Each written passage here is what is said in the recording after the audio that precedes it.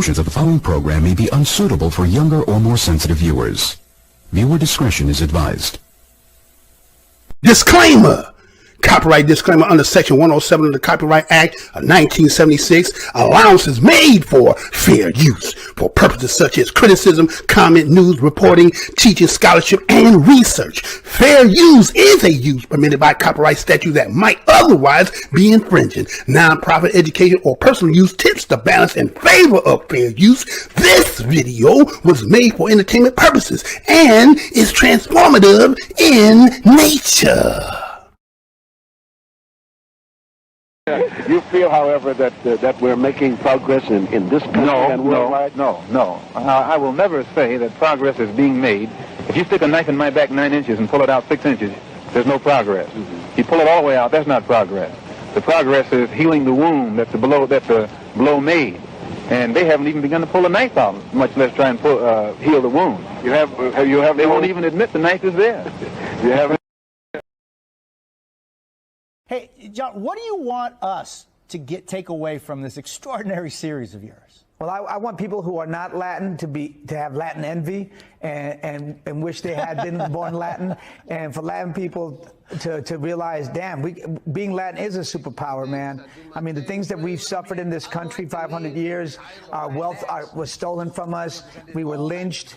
We were burned, shot alive. We've been the only American citizens that have ever been deported by the millions. And yet we contribute and we build and we thrive. To me, if you have been here for 5 years and you do not have a criminal record, you will be able to go on the dignity status for 7 years. That status is like a probation period. You will not be deported. You will not lose your assets. You can work anywhere in the country. You will pay taxes. And there would be an additional tax. A new levy of 1.5 withholding, called the dignity levy, will be held from your paycheck. You will not have access to any government program and will have to buy your own health insurance. And another charge. You will pay $700 a year for 7 years, and that adds up to around $5,000. Those $5,000 will represent around $45 billion. This is provided that the undocumented immigrants total 10 million, but there are more. And that fund will go to pay for border security. The other bucket of money, the 1.5, will go to re-educate or retrain any American who believes that he or she has lost his opportunity, his job opportunity, to an undocumented. Some of the other legislators who support the bill said they are aware that it is not perfect. They said it's better than doing nothing. Various groups, feminist, gay rights groups, and those who are defending immigrants have commandeered the black civil rights experience. Yes. What do you mean by that? Yes, I'm glad you asked that because I think it's one of the most important points of the book. I mean, I think the way liberals have treated blacks like children and many of their policies have been harmful to blacks. At least they got the beneficiary group right. We do have to, I mean, we shouldn't. There is the legacy of slavery and Jim Crow laws. We don't owe the homeless. We don't owe feminists. We don't owe women who are desirous of having abortions, but that's, or gays who want to get married to one another. That's what civil rights has become for much of the left. They dropped the blacks after 5 minutes. Immigrant rights are not civil rights? No, I think civil rights are for blacks. We've done to the immigrants. We owe black people something. We have a legacy of slavery. Immigrants haven't even been in this country. Democrats are dropping the blacks and moving on to the Hispanics because they're a larger group of Hispanics now. But can I just say to Jorge, I hate to disagree with you when you're attacking President Obama, but I think the point on immigration is you can have open borders or you can have a welfare state. You cannot have both. Doing a great job in the heart these days. You late again, Eddie.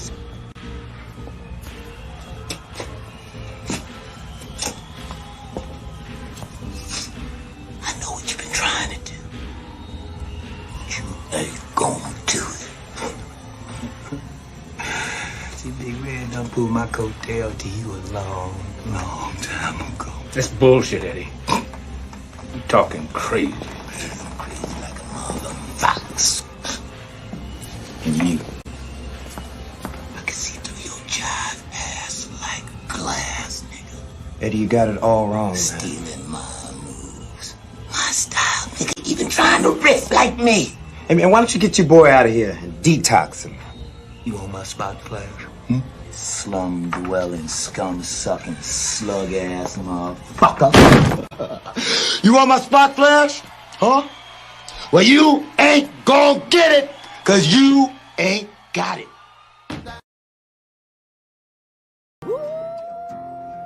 These kind of boys seems innocent, Boogie.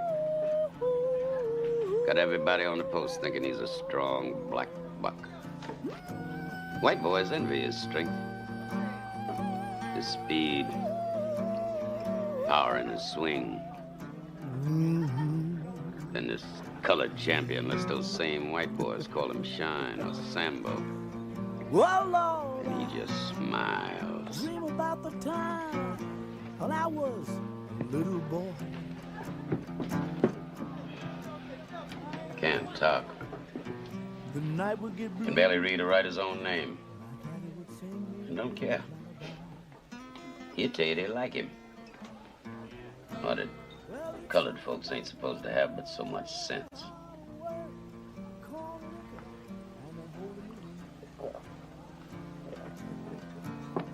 Yes, he would.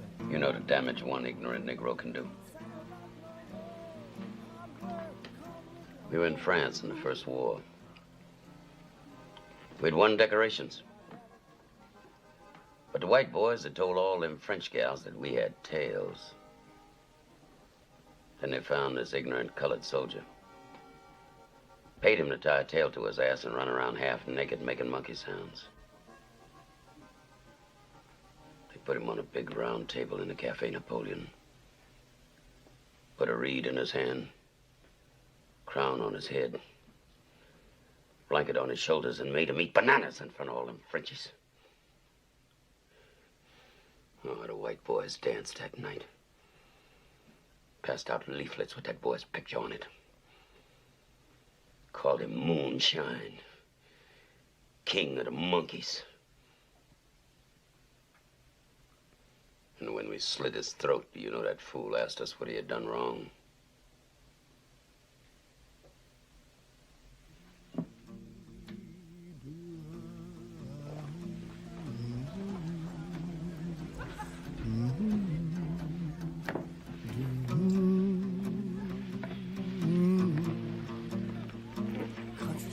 My daddy told me we got to turn our backs on his kind, Wilkie. Close our ranks to the chitlins, the collard greens, the cornbread style. We are men, soldiers. And I don't intend for our race to be cheated out of its place of honor and respect in this war because of fools like CJ. You watch everything he does. Everything.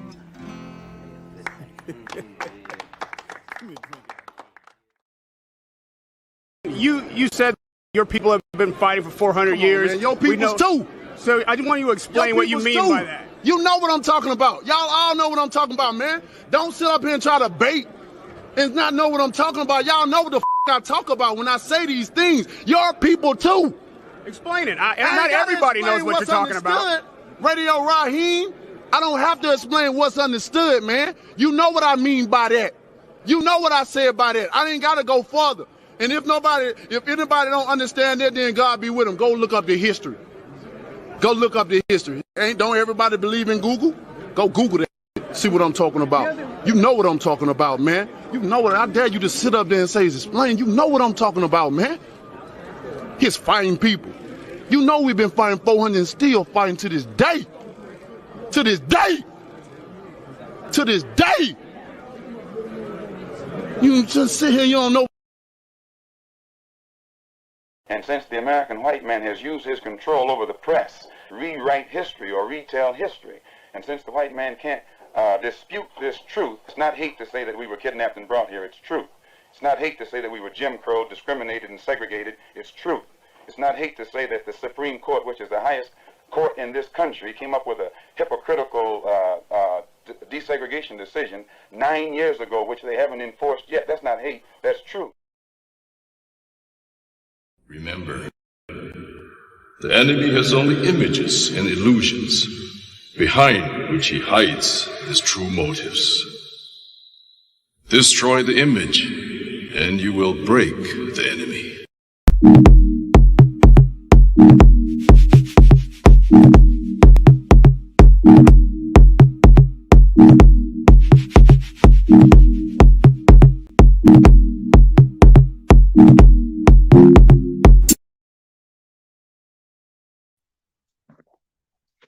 Enemy has only images and illusions. Welcome to the most hated show in the black corner of YouTube. I am your host, the whiteologist, Mr. Blows Your Minds, and this is We Up Report. Well, we go ahead and get into this show.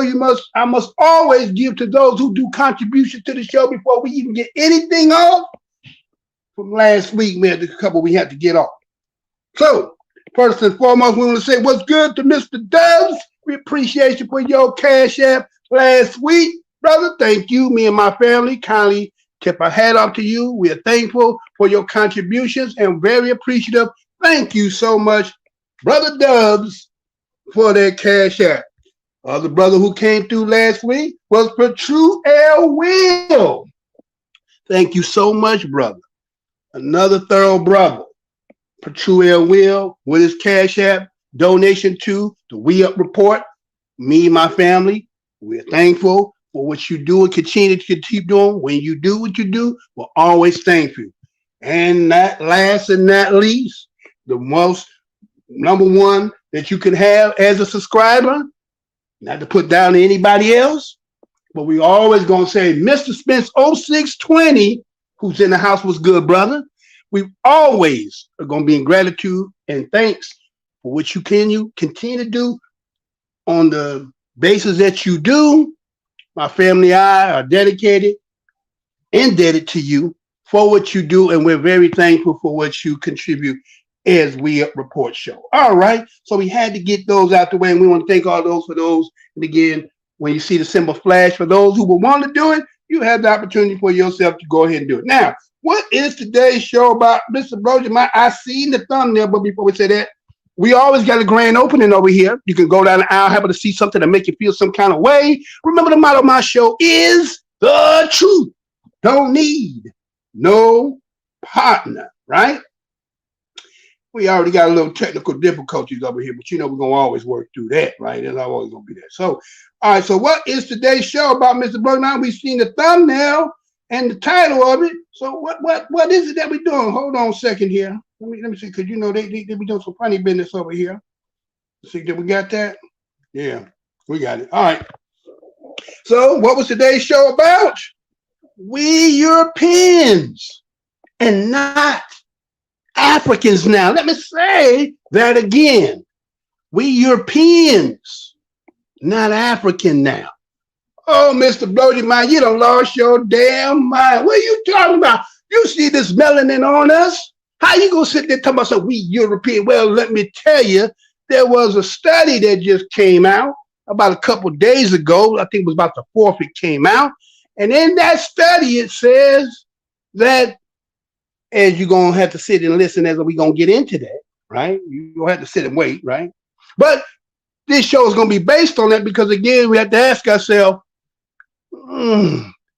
is there any possibility for many of you who, again, we've been talking about in this land over here as American Indians or American indigenous, indigenous and so forth and so on, or the foundation of this landmass that we call the United States today? Some say Turtle Island, some say we would need you and so forth and so on. But my thing is, this is for those who say that science validates when they say, you're African, African. All right. Well, guess what the science is coming up to say now? They're about to tell you something that is telling you there's a possibility that something predate that which they claim was that you hold dear and near to your heart. And then that place over there they call, I think it's Hadar Ethiopia. I think that's it. Hadar Ethiopia, where they call it, which we will go over there. Ironically, they're about to celebrate our anniversary with Miss Lucy, right? And it came out with this report, but we ain't gonna tread on this because again, all this is tied into the fact that, well, some things that we will talk about in this show has something to do with the fact that they got this new finding about in Ethiopia. Well, no, what they say as to the new finding, the most oldest, according to this new studies. So that means it's going to be rewriting some things. And then I got some things I want to pose to you for those who try to say pretendians and all that stuff they talk about over here in this corner. Now science is going to rewrite, as you heard Malcolm said in the intro there, rewrite history, revise history. What y'all going to do now? When they take away what you've been holding because you said because it has the most, let's say, has the most resource. I'm not trying to take none of that away, right? All the things you hold on to, the thing that they planted that over there, you thought it was about you. See how the generalization of some things in your mind, you just wonder with it. You just automatically give it, and then they come back with a surprise. It's not you. And let me show you how they're going to do this. So stay tuned as we're going to get into that. But before we get into that, we got to get into some of the things that have been happening in this land till we get there. So it's kind of like when I think about that story about what we're going to get into. It's kind of this story that I seen earlier this week, because, you know, I come on once a week. For those who don't know, we come on Sundays between 5 and 7 a day, a little late. Once again, you know, it was on that CP time, right? On the color person time, right? Oh yeah, really keep that in mind, color person, right? But anyway, this is kind of like how I'm looking at how they're going to come with this. Some of y'all might have seen this. Hold on, be right back. Check this out. Tonight about a video that's gone viral here showing a Prince George's County police officer. The department confirms it has suspended this officer. The video appears to show him embracing a woman, then joining her in the back seat of his police cruiser. The video's gone viral and has more than 2 million views on TikTok alone. The Prince George's County Police Department has suspended the officer as it continues investigating the circumstances. The News 4 I team and Telemundo 44 have been working together to get to the bottom of what's happening here.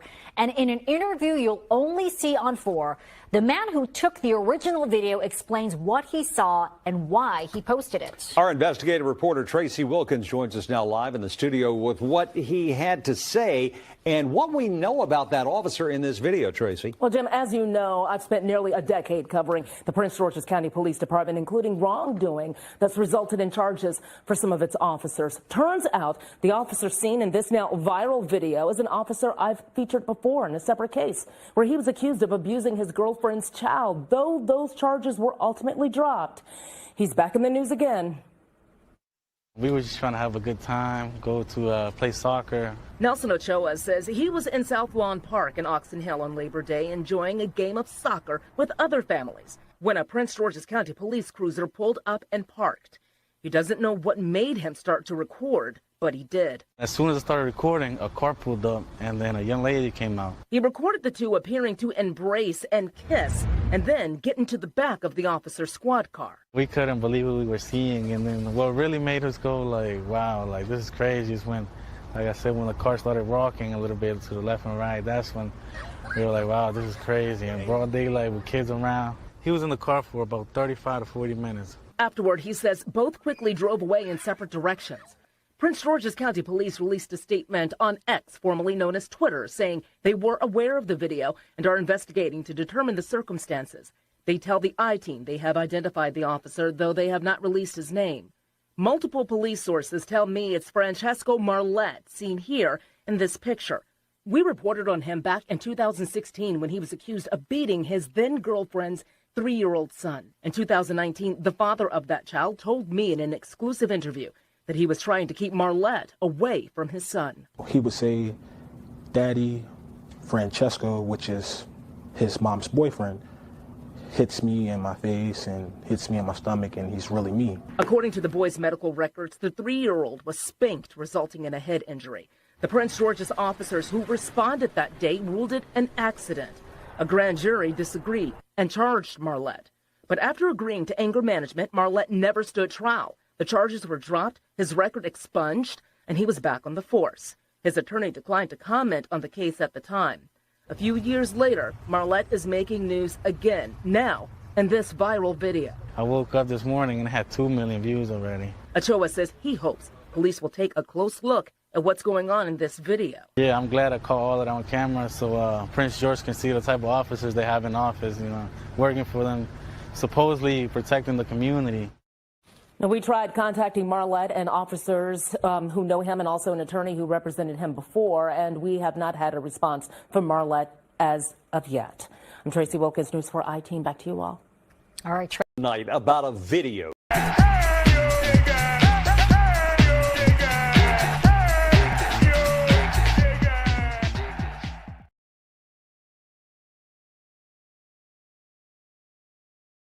Again, we got some technical difficulties over here, right? So we got this story here that's coming out of Prince George, Washington, D.C. or Maryland, right? I think it's in between those over there, right? So we got an officer and a sister seem to be, catching I guess, an afternoon stroll or stroke, right? An afternoon stroke. And you see my man there, he caught that on camera saying it was over at the park at this Southland Park. He just happened to see some cars drive up, that little sneak business that, sometimes, let's put it this way, this could be any race and any might should be happening here. I mean, but a lot of times, your significant other, sometimes you be trying to catch them in your own ethnicity of people, not knowing that they over here doing something on the side piece with somebody from another ethnicity. Let me say that one more again. Sometimes when you're looking for people who like you in relationships with, they may be fooling around doing some other things. You be trying to catch them up in your own ethnicity, around your own peoples. They be on the other side and say, mine over here, your body on the other side of town. Well, that's what that seemed like there. Now, the whole thing reason I'm going to talk about this is because of the analogy of this. Not so much of the story, because again, this happened on the daily, right? But you see that this, got caught out there, my man, happy to get the 2 million views. He all up in the camera, talking about some, yeah, I got 2 million views. Don't he know who he just tricked on? He said, did you hear that they had investigations already on him for, it looked like he got issues. Okay, it's more like this, right? He had a problem here with the system, but the brother that had the son with the other one that they shared in the relationship with, whether it was ex-baby mama and his new relationship, how he was treating the son because he knew the son had the one drop rule in him, right? Punch him in the stomach and so forth. So they got in investigation. They said that the grand jury convicted him when they tried to say that they had shot it off when his ex-partners came in, or a partner came up in there. And so what ended up happening is he ended up getting everything expunged, getting right back and get back into the force, right? Okay, so now you done called him up out there again. We see the little sister and so forth. They do the deuce. He even had it down to the clock, 35, 40 minutes. It was in there, seen the car rocking, right? So he was very engaged in what he was looking at. Now, my thing here is not so much about that, because again, that's something that happens more or not. Let's say it happens more frequent than not. And it's not really none of my damn business about that. But the analogy is kind of like looking at it like this. The officer is going to represent the system, right? The sister is representing kind of like, we, the indigenous, African, Moors, all that other good stuff, right? The melanated people, right?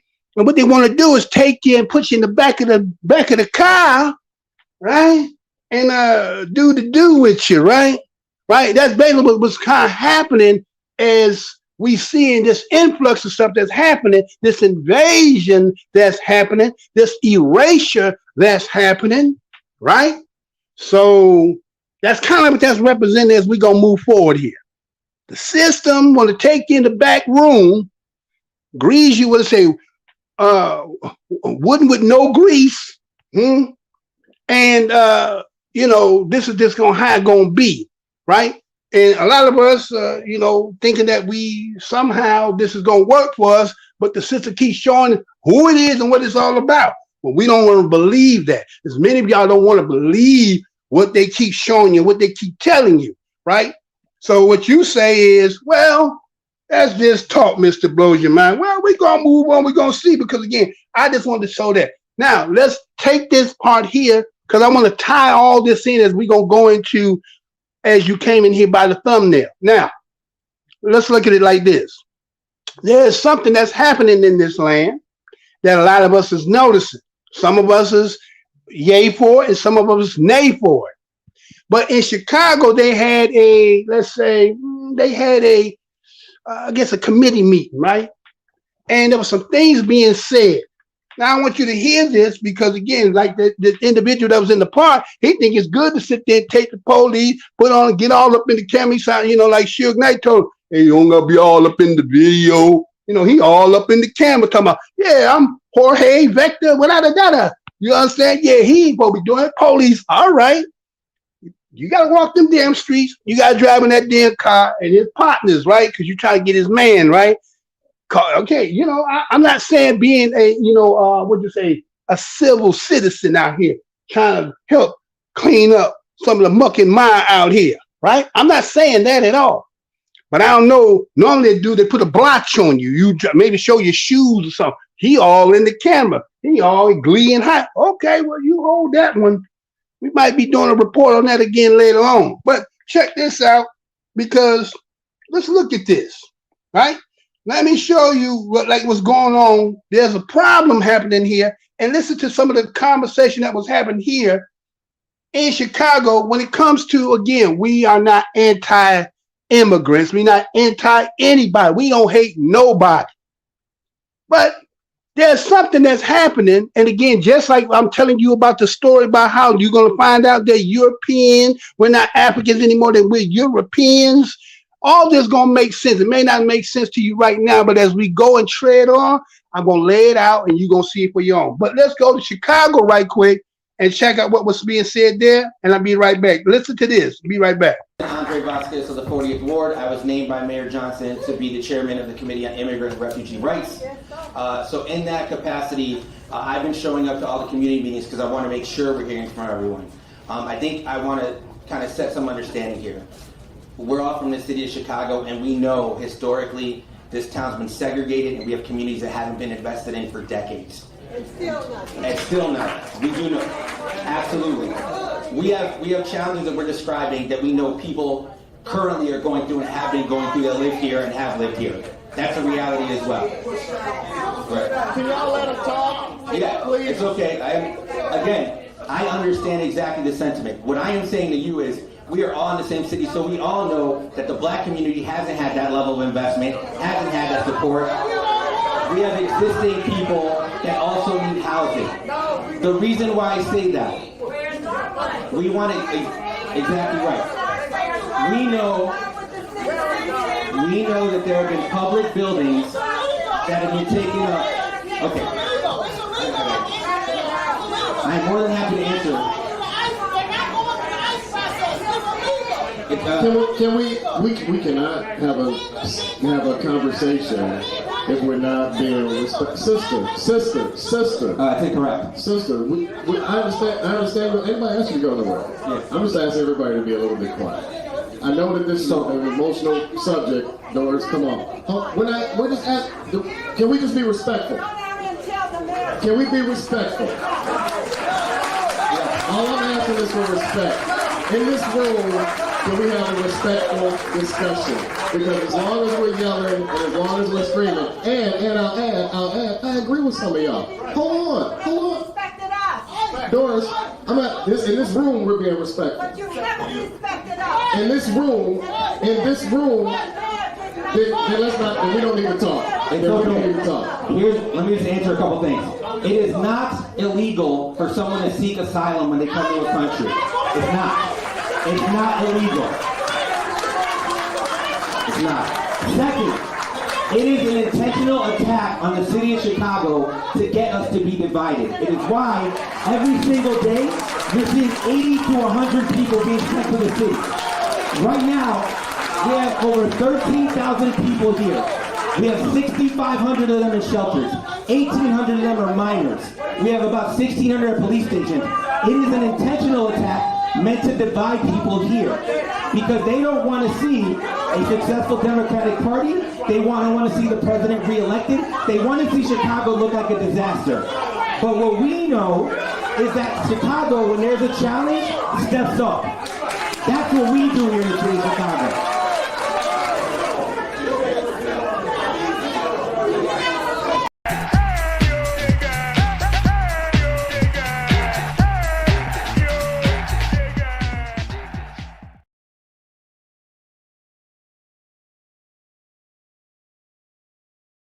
Chicago, right? We in Chicago, right? That was Chicago. And so there was this, again, there's this heated contestants or contesting about how what's going over in there with the migrant crisis, as they say. And yet you have a city that has not put much funding to the, let's say, the blacks, Americans, Africans, indigenous, whatever you want to call, more so forth, and all the many of us hats that some of us wear, and that the overflow of it is creating a, let's say, a drawing a line in the sand.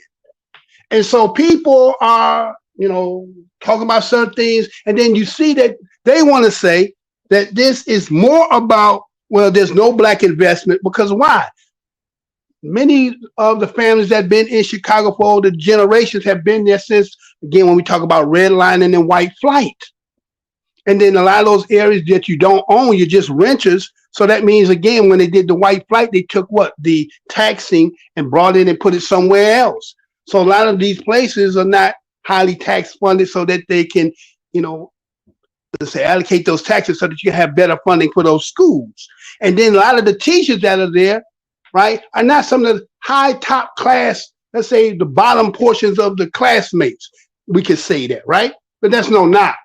But that's just saying, right? And so that means the quality of education is not as great. And so then now, compounding all that, and then you bringing people in, and then you're finding housing for them, you're finding jobs for them, and you think that that's going to actually make this better by ignoring it? You know how it is. If you got something that's ailment or something happening wrong with you and you keep ignoring it, it's going to metastasize. It's going to metastasize, right? It's going to grow. It's going to get to that point that it's going to become malignant and maybe deadly.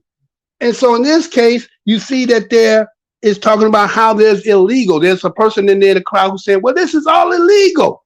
But they didn't have no problem telling you, no, it's not illegal. This is part of the seeking asylum game. Okay, seeking asylum is part of the legal game. It's part of the game that they got with the United Nations, right? And bringing people in here based on their seeking asylum. But does that mean that you get to ignore the people that's already here? So people are in an uproar over there, and then they're saying they feel like they're not being respected, right? Black people as a whole in this country, and the history that many people will ignore and don't want to admit, or some of us would like to cut it off, like say, well, I guess like what they say, Scientology, where they go get your head cut in the back, lobotomized, cut that part of your history and just move forward. Why are you holding on to that? It's like an anchor. It's keeping you hold back, right? That's what some people think about. Matter of fact, hold on, I got a message here. Let me catch this message right quick. Hold on, I got a message from Aboriginal. What's up, Aboriginal Knowledge? What's good to see you here, sir. Thanks to see you go stop by, right? So anyway, with that being said, so right, getting that lobotomized, getting that cut off, getting what they call an audit. So a lot of people would like for a lot of Black Americans and touches indigenous Moors and so forth to cut that part of our history out and just to move on, to act as if like nothing ever happened, and that today, when people like to put back in the day and say that happened back then, it has nothing to do with relevance today. I don't understand how you figure that out. Anything that happened in the past is part of your present right now. It is the culmination of what happened in the past is what you go do today. So again, it's like either not applying yourself, or maybe sometimes you've been going through the ringer trying to get to yourself, but you got to go through those processes to get to where you're going to be. But in this case, it's just been straight denial, benign neglect.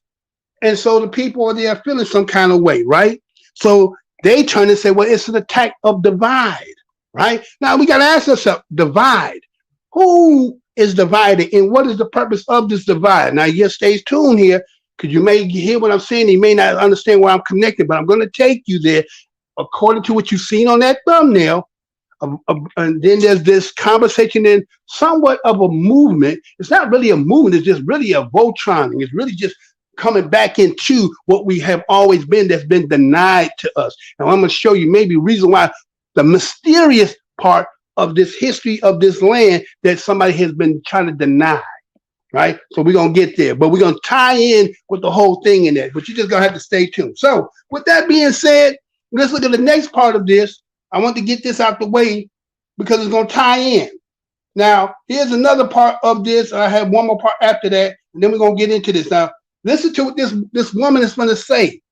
Now listen to what this woman about to say real quick and be back. And Linda Tuttle. Oh, and Robert Carroll. I just want to go a little broader just for a bit. And we are all familiar with the saying that the rich get richer while the poor pay the price, right? And I believe that what's going on here is an example of that. It's an example of the rich people trying to pit black against white, against Latinx, and they want us to fight each other. They want us to fight each other instead of fighting against the real people that hold power in this country. And it's not just that a lot of them are white, that's true, but there's also a lot of poor white people, and I don't know why I'm getting into an argument with you about that. But anyway, moving on. So my question is, what is going on in Venezuela that causes people to make this long, arduous trip all the way up here because they are looking for a better life? What are the conditions there that are forcing people to come here?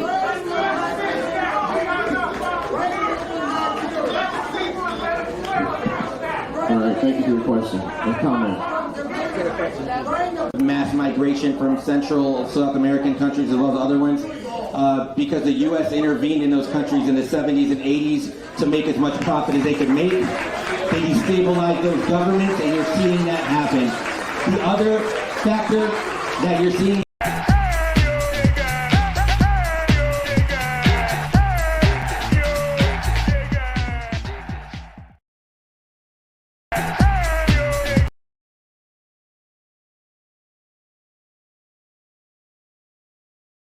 The right one. You got the right one. Hold on. We got some technical difficulties over here. I'm not surprised about that. We are the most hated show in the black corner of YouTube. Been in the business going on 12 years. You never heard of me because I'm the most suppressed of all shows that you see anywhere in the black corner. You got to ask yourself, how can somebody been around as long as he have and can't get 100 views? Can't get two. Wait a minute. Think about this. For the last 5-6 years, you mean to tell me there's some of you who ain't never who in here right now ain't never seen this show before it came by, and every video I do, once it gets to about 100, that's it.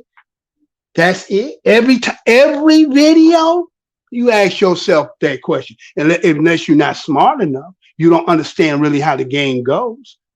How can something that every time it's being produced get the same numbers, same many likes, and tell me, well, you know, they say conspiracy theory. There's no such thing as conspiracy theory. Well, that's for you, for those who don't, you don't think that there's some truth to that. But that's just what it is, right? And we're always looking for some donations over here because we come on weekly. When you ain't you a little tired of all the stuff that you be seeing. And, you know, there's some stories that break, and everybody who just do the stuff that is the, let's say, what they say, the viral stuff. We don't do that. We do what is necessary, what is need to be talked about. So if you like, that's what you can do. You can go over here and contribute. So let's get into that. So we hear the individual there. His name was Andre Vasquez, right? But the woman who's talked before him said the rich getting richer.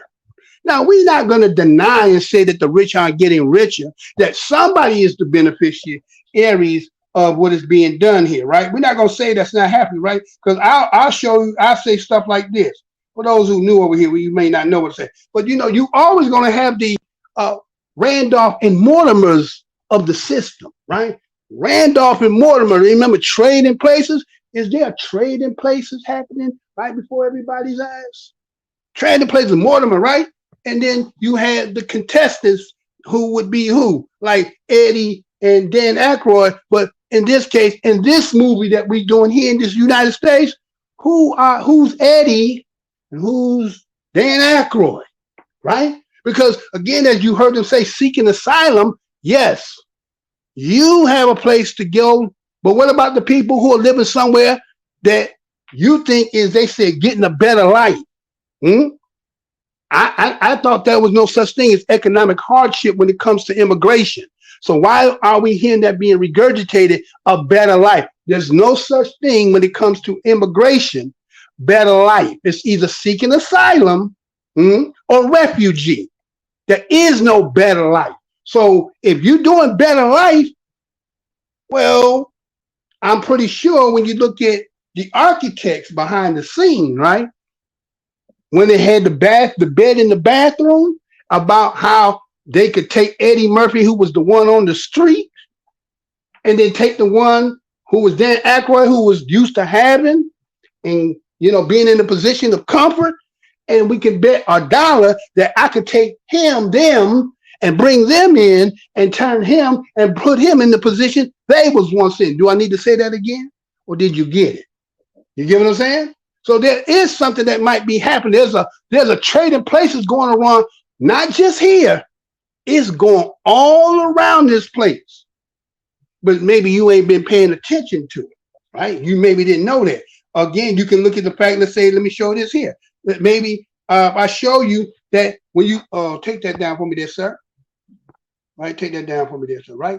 So if I show you a statistics there that show you that of all the nations that's taking in people, this one got 50 million. Nobody else, you see that list? That's not my numbers. I didn't make that up. 50 million. What's going on? What trade places is happening right before your eyes? And you have to ask yourself, what's the big plan here? Some people just say, oh, you guys, you're just thinking, ain't nobody. Okay. But you tell me nobody else is doing that. You see on there, those not my stats, right? So 50 million in here, and you know that ain't all the count. You know that. So it would be concerned for those people who are in positions like, let's say, Chicago, and seeing busloads and people, and then now to the fact that they're spilling in and they're coming in their neighborhood, and they like, okay, but we were here prior before that. Where's all this funding? Where's all this help? And you're going to hear as this next sister, this last sister that I got going to put here, she's going to give you some statistics and numbers as to, wait a minute. What is this really about? So he says, as you heard that Vasquez said that, this go back to the 70s and 80s when he said there was an intervention by this country that was over in Venezuela that is now fruitioning to this day. Could it be, or could it be more recent, right? But we know there's an influx. And again, this ain't about anti-hating nobody. But we got to look at it as we as, again, Black Americans, indigenous, Niji, Moor, whatever hat that you wear, that there's something. And now I'm going to tell you, those of Africans, beware. You on deck too. You're on deck now too, because now that this study that I'm going to show you is telling you that you thought you was the beginning. Oh, they laying it out. But maybe you don't believe that. But see, a lot of you will regurgitate and say, science, brother. Well, guess what, brother? I've been saying this, and they've been hiding me since I've been over here doing from this video I did in April 1st, 2014. The extinction of the white race was coming. And that's when they said, turn the tap off. He's not to be heard. When all y'all sit around and talk about, oh, white people will get, it started from here. Now, that was not me saying we're going to go out and we're going to do it. No. That was just saying that the catastrophic of this demographic was going to start to dissipate. And so there's going to be moves that's going to be made. We need to be in preparation for the moves that's going to be made. Oh, now it's too late. Maybe, right? But anyway, let's stay tuned because I'm going to show you more than I'm going to tell you. You know, I hear you talking. What are you talking about? All right, so let's go. Let's just do it. So listen to this sister here on this last part of her. Her name is Doris Lewis. Now listen to what Miss Doris Lewis say here as we close out on this segment right here. Check this out. Okay, I'll hold on to the cards, man. When you hold on, y'all. when you ask your question, before you ask your question, can you mention your name so the folks know who's in the room? My name is Doris Lewis. Well, I want to begin by saying I am absolutely livid. And you all are so hypocritical. I live right across the street from that hotel. Back in the spring when they were over there, they would be on our lawn, on our benches. I walk all the time. I'm walking around the building. What do I walk up on? 3 men urinating on the building. You call the police, you do not come. You run, you do not come. I have never been afraid as I am now because I walk a lot, I walk around my building. I am afraid. I don't want them there. Take them someplace else or send them back to Venezuela. I don't care where they go. This is wrong. You got 73% of the people homeless in this city are black people. What have you done for them? What are you doing for the thousands of black children who are not in school? Nothing. Nothing. And let me make it, we are not immigrants. I am a descendant of enslaved Africans who built this damn country. And they are not doing fair by black people in this city or in this country, period.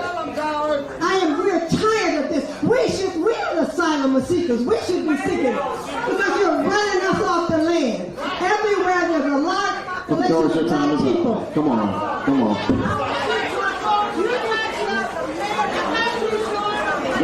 We got your message, Doris. We got your message. All right, we got your message. Who's up next?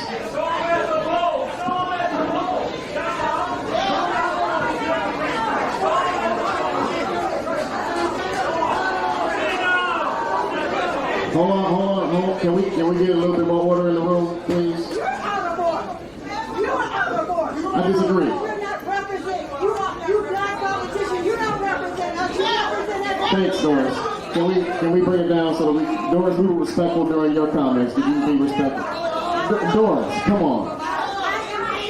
We all are angry. We all are angry. Can we have this conversation respectfully?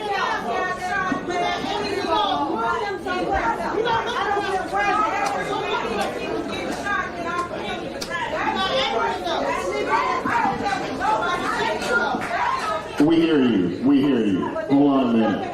Doris, come on. Doris, we understand, but can we make space for everybody else to talk? Can we please make space for everyone else to talk? There are a lot of opinions in the room, and yelling and devolving into chaos isn't going to get us anything.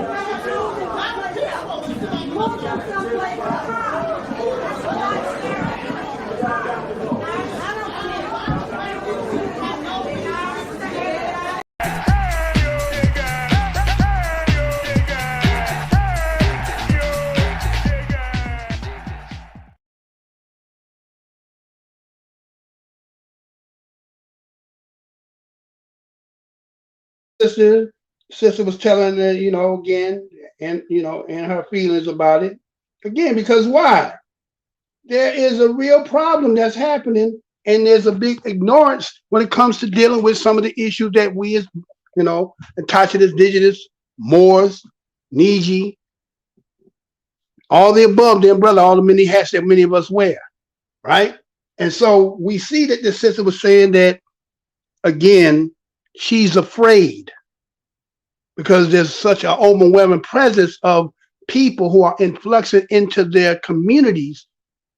And again, for those who've been avid watchers over here, I told you that doesn't it feel a little bit different now? For those who've been around for some period of time, it feels a little different now. Don't feel like the country you used to know, right?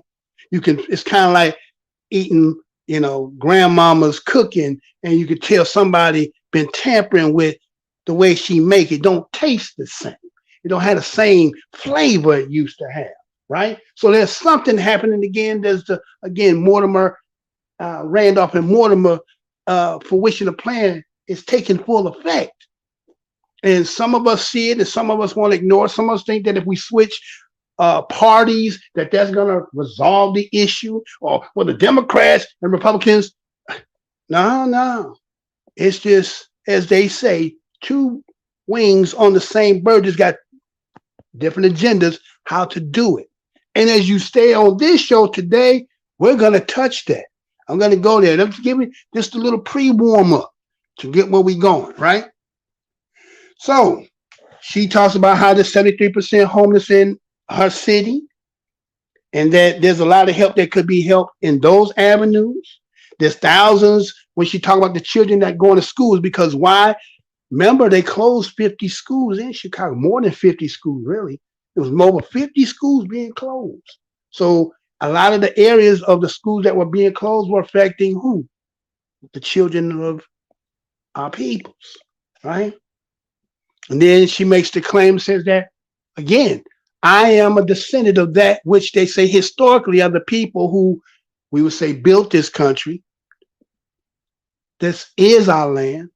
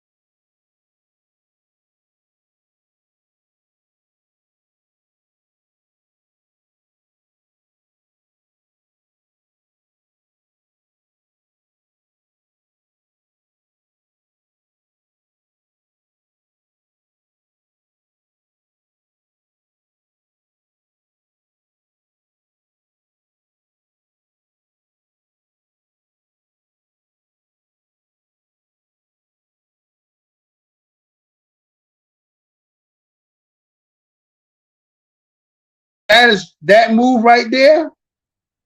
I never seen that move before. That move they just pulled right there, that is a move I've never seen before. Took me all the way out. So if you think I'm not the most hated show on the black corner of the internet, this real, this live. You seen it in live, right? Okay, so let's try to get back to the show. I'm glad y'all still here. I never seen that move before. I've never seen that move before, right? All right, so here it is. Thousands of them, okay, saying that we are the ones, that we are the, we're not immigrants in this land, and that there's something that is running us off this land. There's something that's happening that is running us off the land. What is it? We don't know. There's something in preparation, right?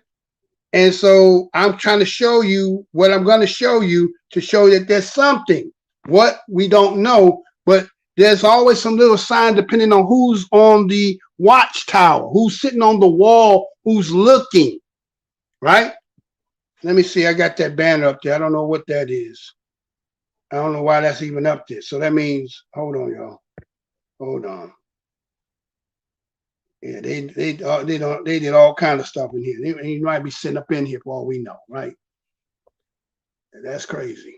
But anyway, so with that being said, again, we're not anti-immigrant. We actually pro for self.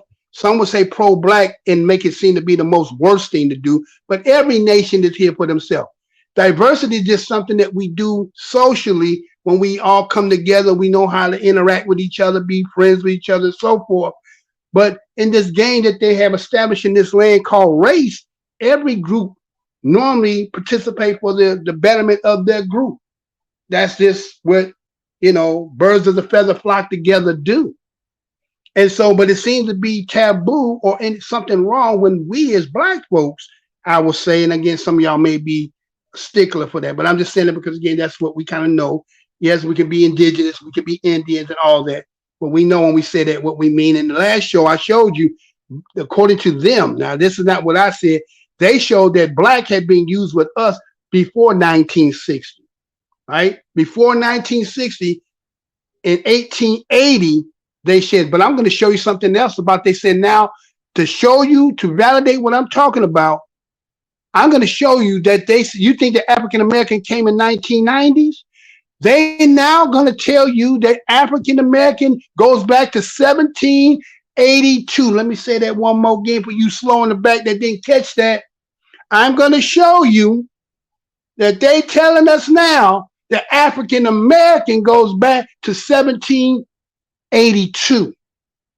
So when you start now, when you I remember somebody, I forgot who in particular it was, said they keep, I think it was Leonard DeYuga said, they keep changing our name. Why they keep changing our name? Because changing your name got something to do with cutting off, again, lobotomizing, cutting off your history.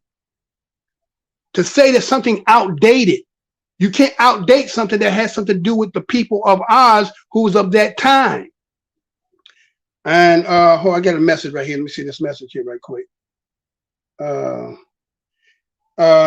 lies, they're trying to stop your message. Thanks a lot, Brother Jonala. Yeah.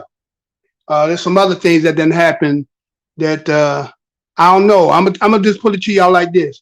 I don't know how much longer I'm gonna be able to do this. Not because I don't want to, but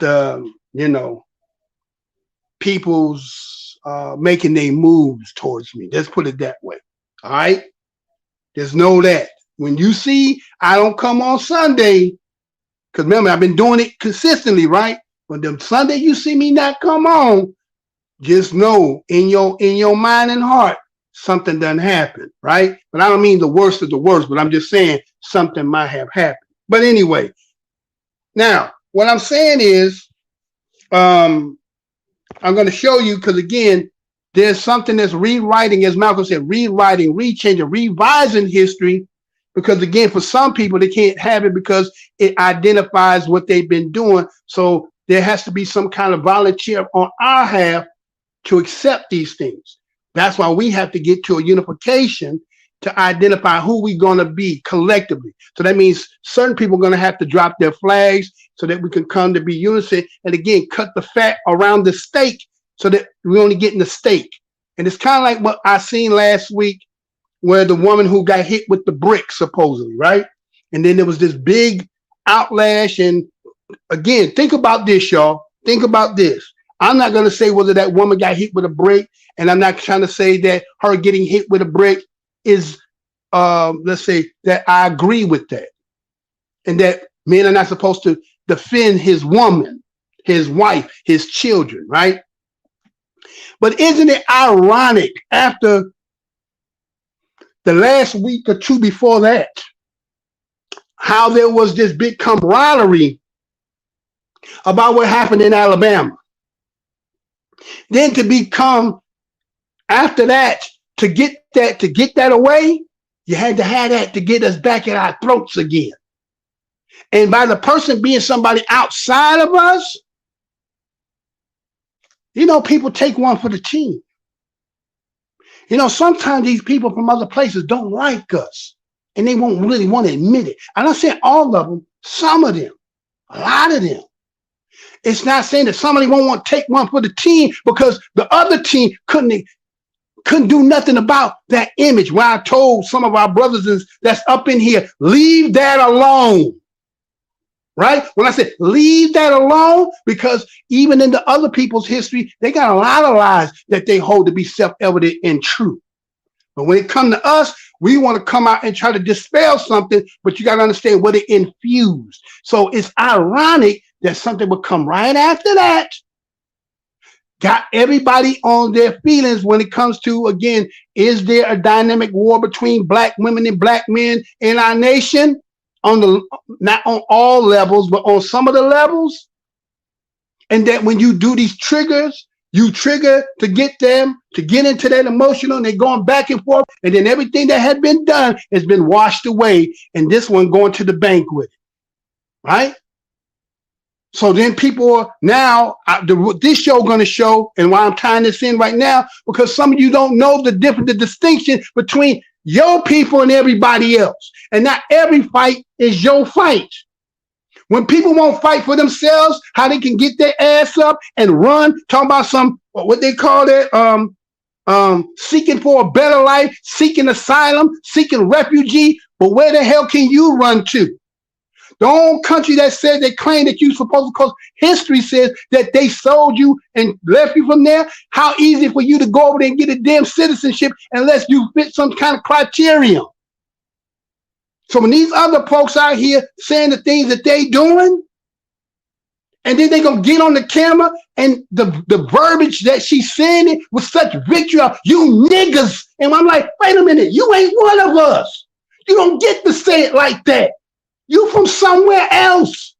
And yet the vitriol that's coming out of her mouth, our women is resonate with her because your disdain about how the system has done your man and how make you feel. So you, come on, girl, let's go. You see what I'm saying? That's what y'all been doing. And you letting them do that to us. A lot of these people ain't got no damn love for us. We ought to know that by now.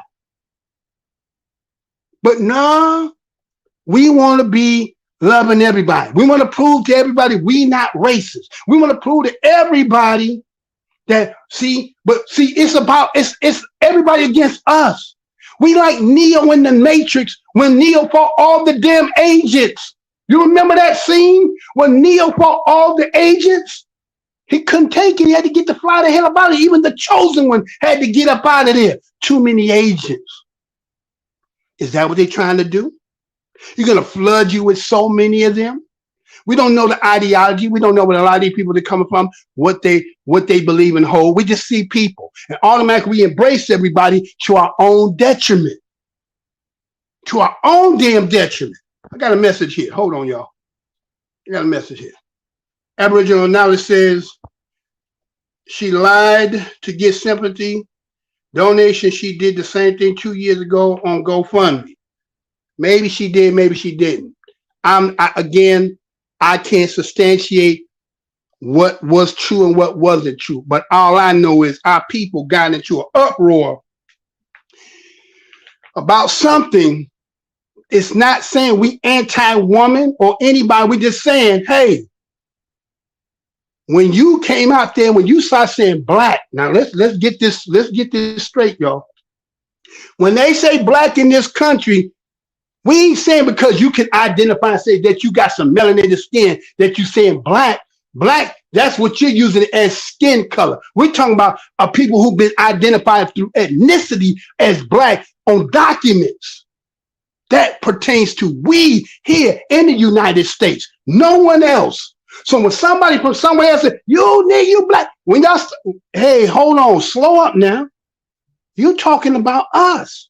And that's why it was so vitriol, because it demonized one group of men. And yet a lot of women who try to take the position for her, well, you try to give, well, it didn't matter, she's a woman. Hey, wait a minute. If you ain't going to protect your man under circumstances, then you better think about twice that some man who ain't got no relationship with you and you're in a situation that he going to put his life in danger for you. If you're not willing to do it in return, don't expect to get it in turn. Do on to others who do on to you. And so when you start giving that love and it's reciprocated, then ain't gonna be no questions about it. And when shit like that happen, we know it ain't ours. Is there some other people who do stuff like that? Yeah. But it's kind of funny that a lot of the shit that done happened in the corner recently ain't none of our people. And I don't see y'all making that claim. You're making a broad claim, people saying, oh, in our families, all this is happening because of this person doing it, but y'all won't identify who that is. It's not us. But yet you keep saying like it's our people. Your verbiage, your words got to be more correct. You cannot blanket us in situations that ain't us. And then putting us in situations that other people benefit, throwing their shit in our yard and letting us clean it. No, that's not what we're supposed to do. So let me get back to this. Right? That ain't what we're supposed to be doing, y'all. We don't let motherfuckers throw shit in our damn yard for us to clean up. We don't know your true motive. We don't know if you're taking one for the team, because a lot of them have high esteem and love. Matter of fact, a lot of the history, the knowledge that talks about them, so when they seen them, they put this shit in books. Remember, they say, oh, they came in boats and they thought they was white because they look like gods. Well, we know a little bit better than that shit, don't we? Now, we don't know what's psychologically going in their head, but we do see sometimes people saying some things that just, anti us off the rip. And so we got to get better at discerning when people talking shit, who they talking to, make them identify. See, if you start getting to the point, like they said, well, the person who hit him with the brick, but then they say it didn't matter, and then you generalize it and put every man in that, that means you'll do anything. So it's feminism over being black family. Let me say that one more again. It's feminism over being the black family, because see, that's what that whole separation of Mortimer and the Randolphs did. Broke up our families. And so we'll fight other people's fight to go against our own damn family member. And then when you're in a situation, you say, you sweet Polly purebred, help. You want underdog to come and save your ass. Come on now. We know better. We know better. Right? So anyway, let's move on to this, right? Let me get into this, because I started so damn late. I shouldn't have started this late, but it is what it is. All right, so again, this influx of people coming here, doing the things that they're doing, creating, again, the old saying is, if they catching the cold, we're going to get a worse situation, which could be, again, pneumonia, whatever sickness that come from whatever they getting, right? So what happens when you compound that? They sick, and then the new mug he done brought in, he gets sick. So that means we can only get death.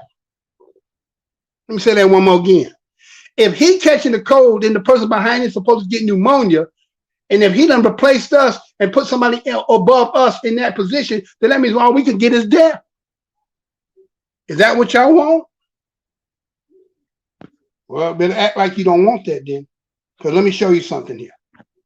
All right, so let me show you, as I was saying, in 1782. No, we're not gonna go there yet. You done jumped the gun. You done jumped the gun yet. No, we're not gonna. No, not there. Not yet. Not there yet. Not there yet. Yeah, I know something going on. I know. All right. So again, I do have another show. It's called WeUpReport. Go over there, subscribe. Try to help me to get that 1,000 over there. Some of y'all done did it. I want to thank all y'all who did that. New ones who haven't done it, get yourself over there. Help me go, cause I'm gonna surprise y'all. I'm gonna surprise y'all. But go over there now and get subscribed. Starting tomorrow, I'm gonna surprise a lot of y'all. But anyway, let's get into this. I'll take that down. For those who again would like to do that, again, like I said, that shit okay. All right, now let me show y'all something here. Did y'all know? Let's get into this again. So okay, so we talking about immigrants and how the system can go out and help those who need help. I'm not saying that some of them seeking asylum don't need it, but then what happens when you have no more room, and then there's people that's being neglected because again, you put in, but you ain't getting nothing out of it, and that's been going on for a long time when it comes to us. That we've been putting in a lot, but we can't get nothing out of it, and so that's where you're hearing a lot of the frustration. Matter of fact, let's take this journey with me as I take us back to 1921, right? Let me see if I got that. Let's see. Do we got that in here? Because a lot of time I notice it now too. There's some things that's happening as into, we're posting things and then it's not in there. Then it all of a sudden it magically is gone. Okay, I got it right here. Okay. So let me show you this, right? Did y'all know about this? Did you know about this? That the Tulsa massacre, the Tulsa race massacre, Black Tulsians were detained camps throughout the city. Let me say that one more again. Did y'all ever know that they were, how they talk about the Japanese in internment camps? Did you know that the Tulsa race massacre, Black Tulsians were detained in camps throughout the city? Thousands of Black Tulsians were taken into what they describe as a protective custody. They said protective custody, right? Right? That was through May 31st to June 1st. Some of them they ended up releasing about hours afterwards, while others they said they remained in there for days and even weeks. Now, one thing, those of you who read history, and there's some of us who try to make history, learning about history is a bad thing to do. If you don't know where you came from, you don't know where you're going. Don't mean we sit there and we stuck in it, but how you gonna have insight about things that's formulating if you don't know what happened before, right? But anyway, so they'll tell you African American. If you ever notice, last show I showed y'all the time periods of those names. When they say Negro, it's a time period. When they say colored, it's a time period. When they say Black, it's a time period. So that means this is a certain period of time in history. So if somebody is saying at a particular time in history and using the wrong categorization, then they're trying to erase, they're trying to rewrite history. Okay.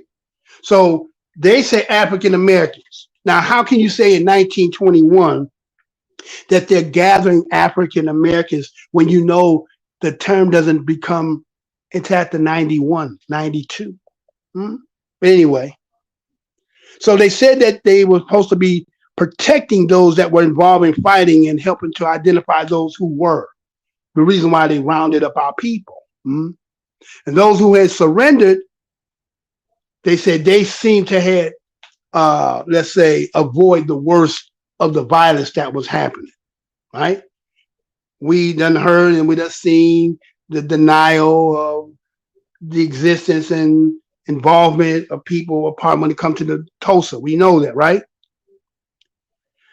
And so as we go back and you think about that history about the martyring whites that burned and loot and shot Blacks remaining in the neighborhoods. So they said they use, and let me show you, they got a picture here they show. And in this picture, they show that the area where they were, you know, they put our people in detainments, right? Let me show y'all that picture right quick, right?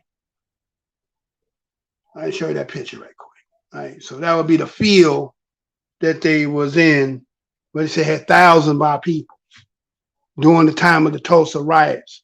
I don't know if I ever heard anybody ever talk about they had the detainment camps, but they did. So the place of this gathering, they call it Convention Hall, known today as the Tulsa Theater.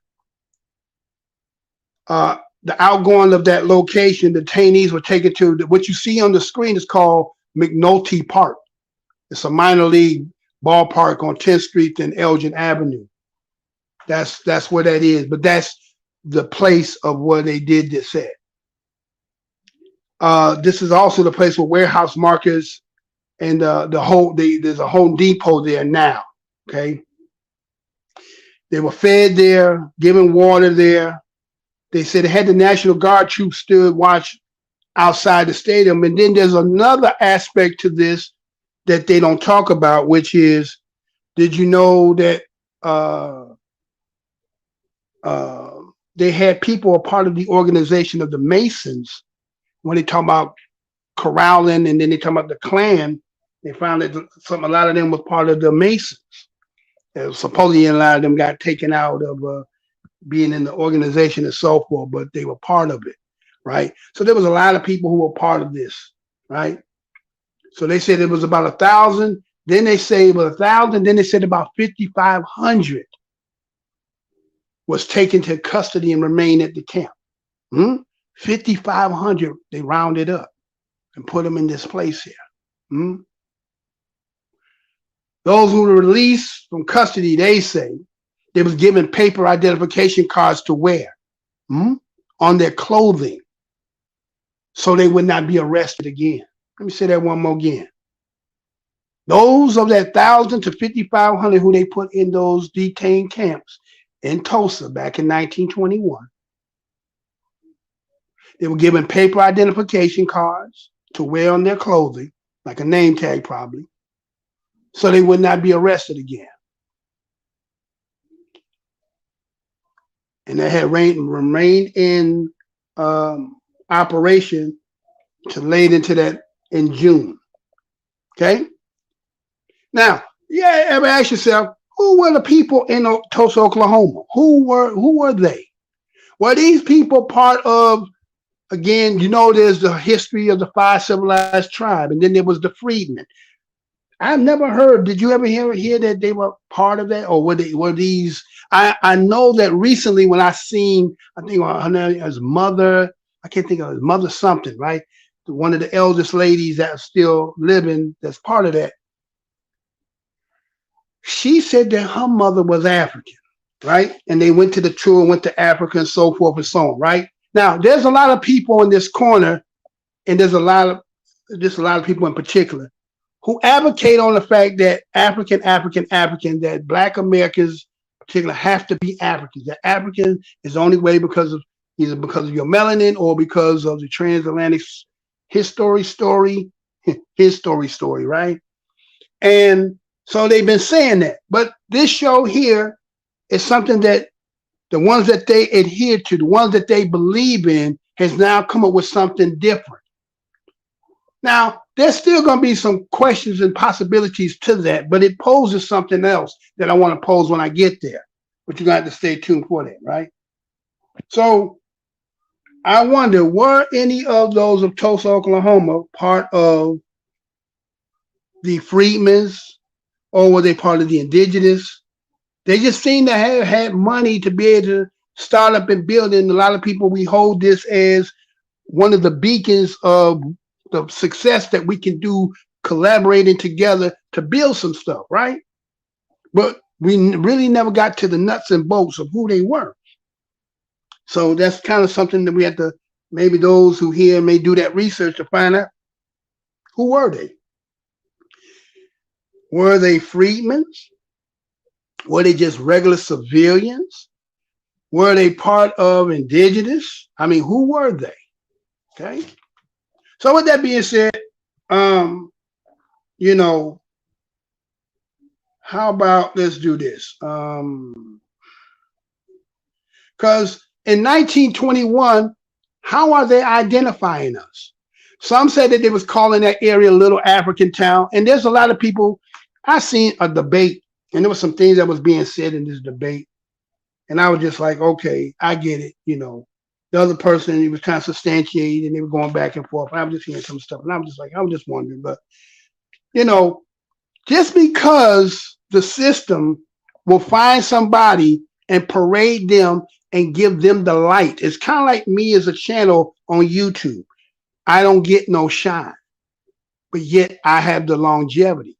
I've been doing it longer than many of y'all who do channels, but you never heard of me, and I can't get out of it. Not because I'm not doing the work, not because I don't haven't been coming on, you know, consistent. It's just the fact that certain messages is not to be heard or to be sought, no matter what you do. So sometimes trying to, let's say, evaluate certain channels based on numbers is not, it's not really true. Let's put it that way. It's not really true, because there could be unforeseen things behind that is preventing, because there's certain, maybe a message, or maybe there's things that you're trying to relate. Because what we do over here, besides me talking, I do show you the things that I'm talking about. So it ain't me just always just talking. I'm actually showing what I'm talking about. I'm not saying other people don't do it, but we do that. We're not just always just talking. So when I start going into the histories, I start going into the law, I start going to the definitions and stuff, I let you see what I'm talking about, right? As I showed you about the statistics of the 50 million, they say that was in 2020. Well, we almost 4 years later. How many in here now since the influx, right? So we don't know. So let me show you something, because again, in 1921, what did they call us? What was the identifying racial category at that time? Because see, they'll tell you Negro and try to blanket all the way back. They'll tell you all these things, but you gotta, if you want to really know, you gotta go in there and find out. Last week's show gave a good insight of that. It broke it down back to 1790, going up into the 1800s, and what they said in 1900, what they call us in 1930, the 40s, and then 1960s, and then when 1990 came. So each one of these names identify a different period of time. Now, what I want to show you here is because there's a discrepancy, because some people will say, you hear a lot of our brothers and sisters that's over here now who are trying to identify as indigenous, right? The indigenous of America, the indigenous or American Indians. Some say Niji, right? And there's people who say on the other side of that, that these people, our people, my people, some of your people, don't want to identify with African because somehow we're sick psychologically.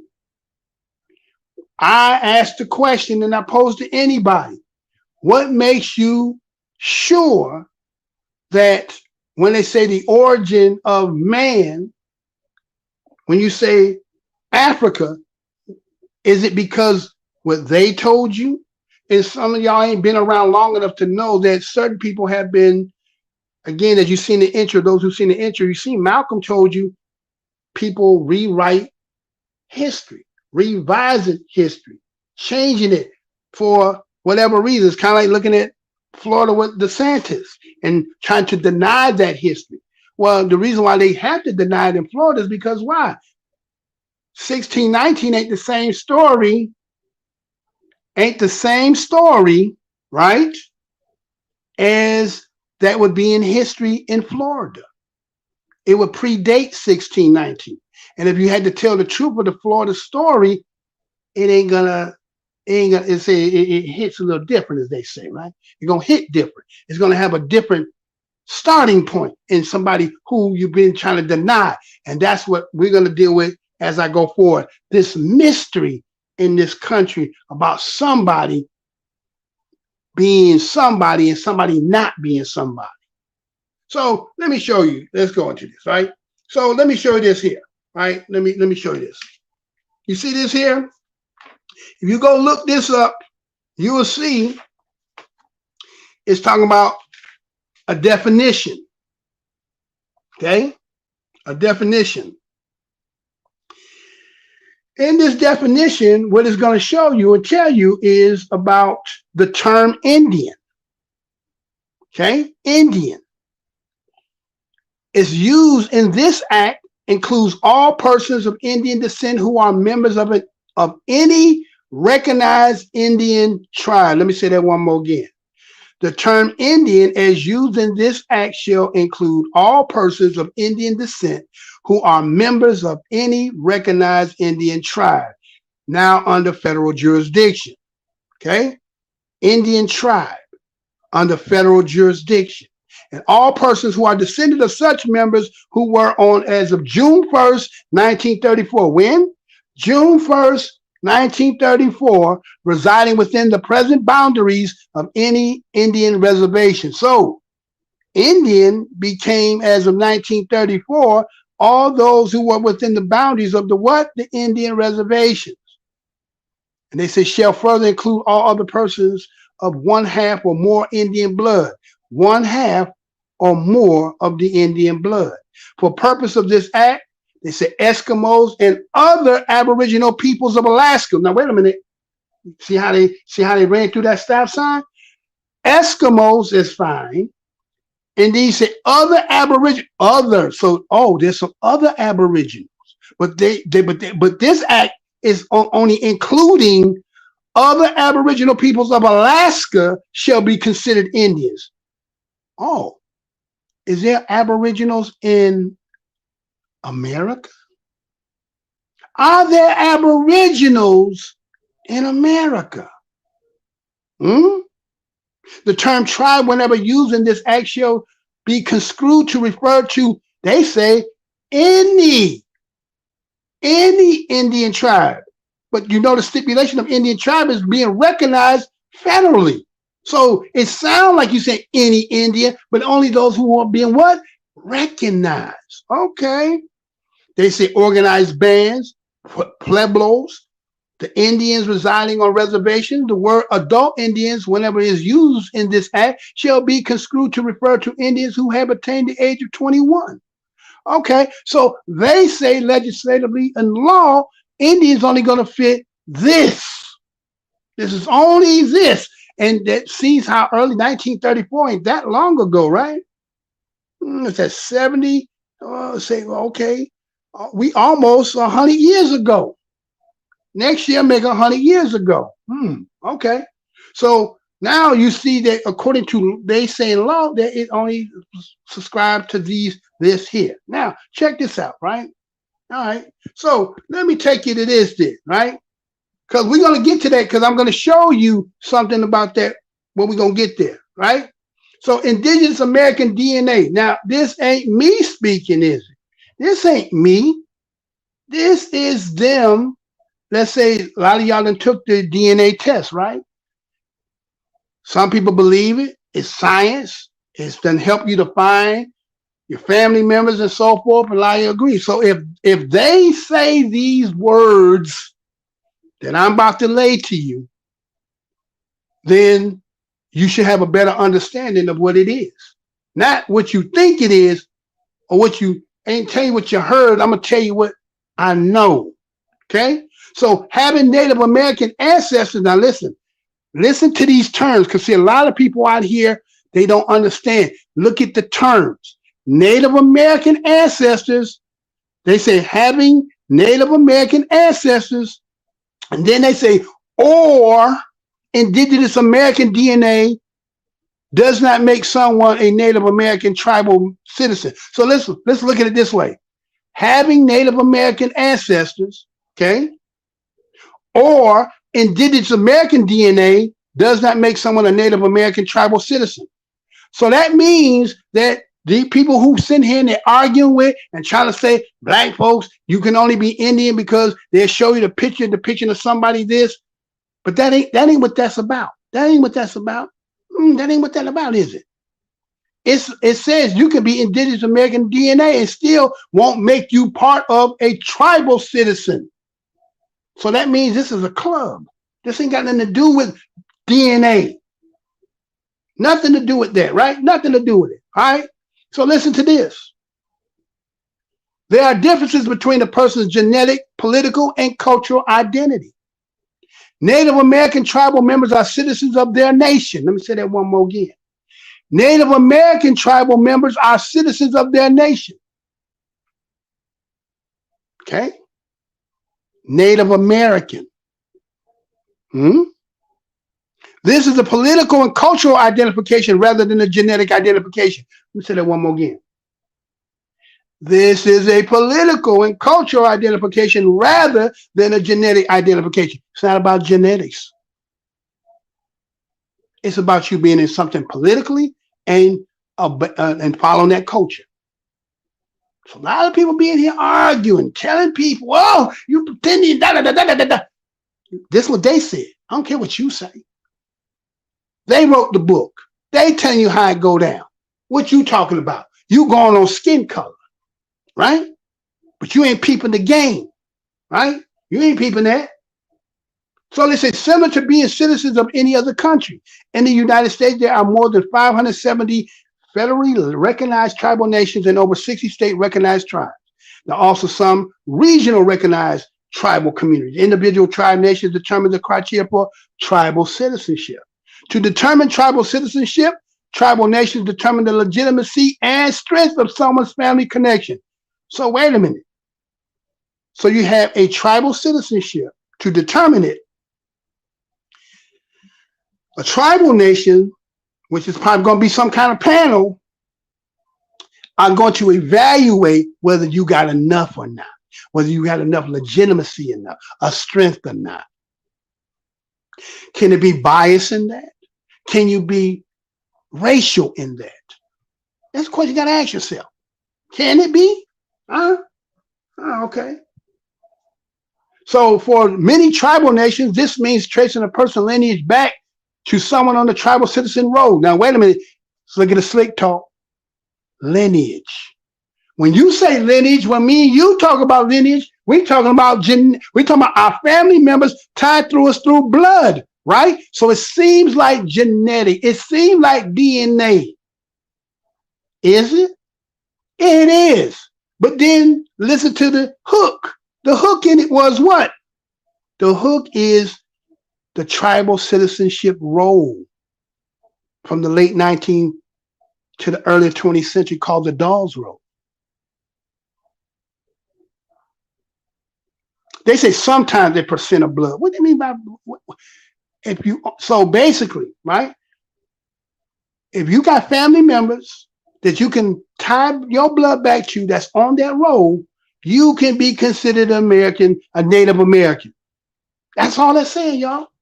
A Native American is that. A Native American ain't got nothing to do. So again, remember they said about Aboriginal, but they skipped here and said Alaska.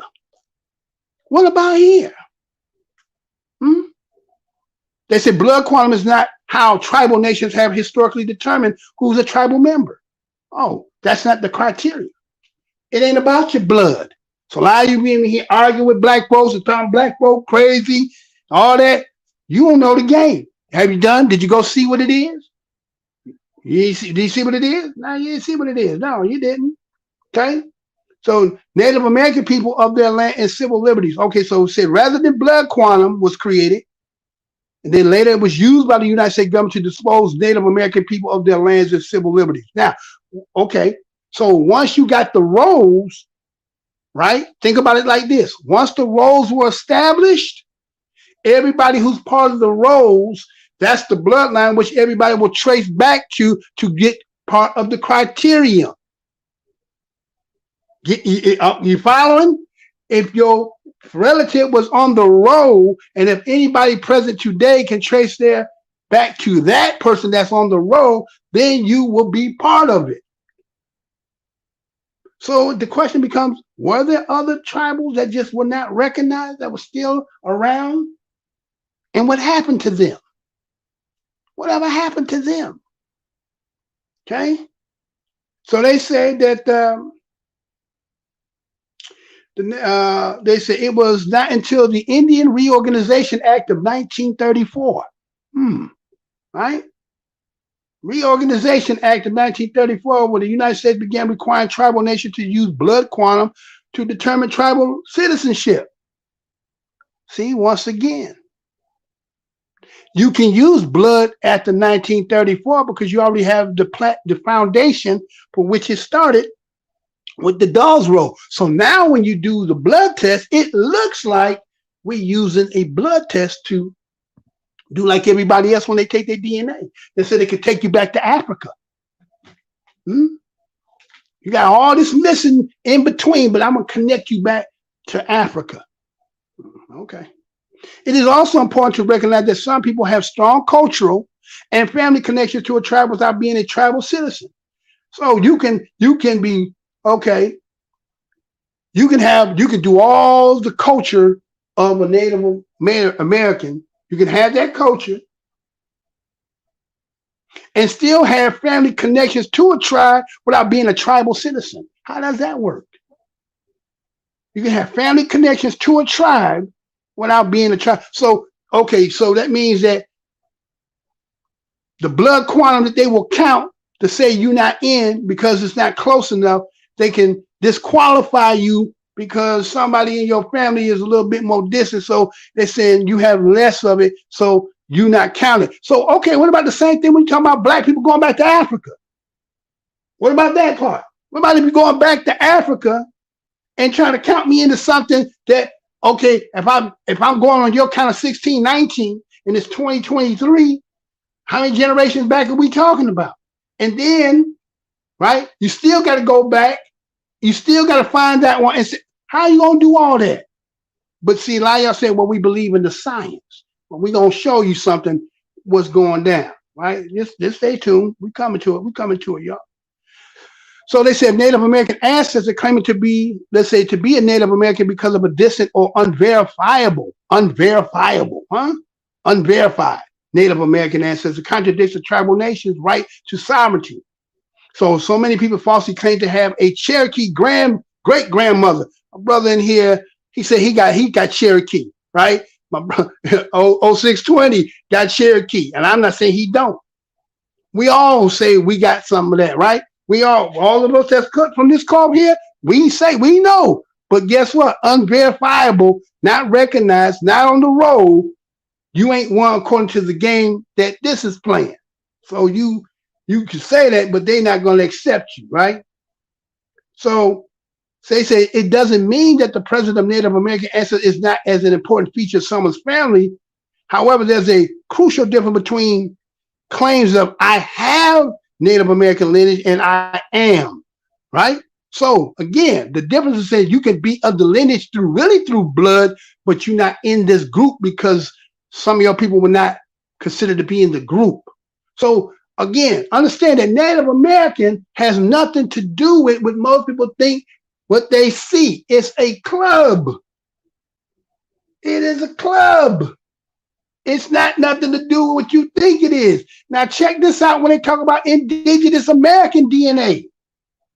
Although the criteria may differ between nations, no tribal nation consider indigenous American DNA to be a legitimate claim to listen to what I'm saying, y'all. Who is the mysterious indigenous American in this country? Listen what they said again. Although the criteria may differ between nations, no tribal nation consider indigenous American DNA to be a legitimate claim to citizenship. Why not? Why not? It must not be counted that then. Why not? While indigenous American DNA cannot be used to determine tribal citizenship, it can be vital in assisting Native American people who were separated from their tribal communities through forced adoptions and residential school system. Wait a minute. Is indigenous the same as Native American? Okay, there's Aboriginal, there's indigenous, and then there's Native American. And then there's American Indian. So what happened is you're getting confused. right? I'm washing you. I'm washing you like bones. You know, we're going to play some bones, right? Some dominoes. You got to wash the bones, right? You don't know what a double six is. You don't know what a double five is. I'm washing them, right? So you're getting confused. Mr. Blow Your Mind, what are you talking about? Oh, I got a couple messages. Hold on. Mr. Spencer 06 said, yes, sir. My grandmother, Seven Spirits, said before my mother passed in 2019, she said my great grandmother was Cherokee. Yeah, and you know they make that a running joke amongst us. When you go read this on Ancestry.com and go look up what they talk about to be a Native American, you're gonna see this in there. So this ain't nothing I'm making up. You can see that Indigenous American DNA. You'll see that in there, right? Because see, I'll be watching stuff and I'm seeing people, and there's this conversation, and they don't understand that something is being, again, Mortimer, Randolph, and them, they in here revising. And this is what the show about. Revising. There is a real strong, concerted effort by somebody, something, and there's a mystery in all of this. There's a mystery, okay? There's a mystery in here, and we just we're gonna have to peek the smitties on it, right? So, all right, so let's look at this. So that's what they're saying about that, right? About this indigenous. So we understand that a Native American is not really about bloodline. It is, okay, it's about bloodline. How about this? What's the best way I can say this? Okay, you know how like we watch sports, and then they'll have the children of those who were, let's say, NFL, NBA, MLB players, right? Those be the offsprings of them. So you know they actually get a preference because they already come from the lineage of somebody who already made it and have the ability. So they kind of get up line at front. They get front of the line because of that, right? It's kind of like Bronny will get to the NBA based on the fact that his father. Don't mean that he gonna make it, but because he come from the lineage, he's already kind of accepted in, right? And everybody else who don't have them kind of connections, you got to go through the process and be denied. But there is a privilege for them coming through that, and that's kind of like what this is.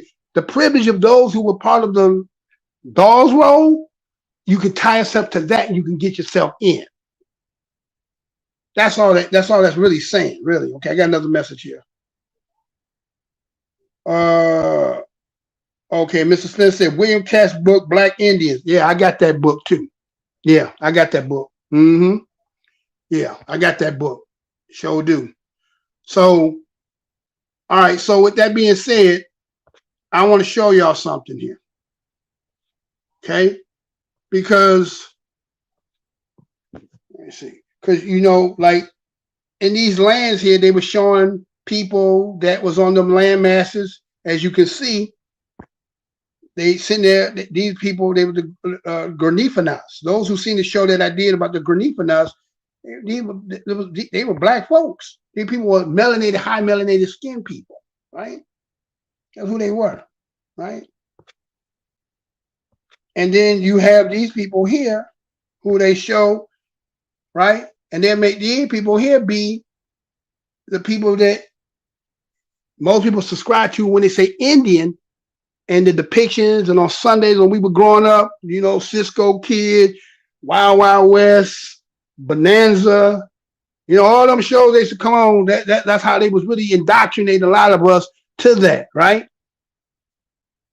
Indoctrinate us. Now, we're not saying that these people ain't who they say they is, but there's something being skewed. There's something being hidden about who's identified. It's like, okay, Native American is somebody, right? The Aboriginal is somebody, and who's the American Indian? Or is two people the same and somebody else is the replacement? Somebody to trade in. Well, just stay tuned. We're gonna see. We're gonna see. We're gonna see.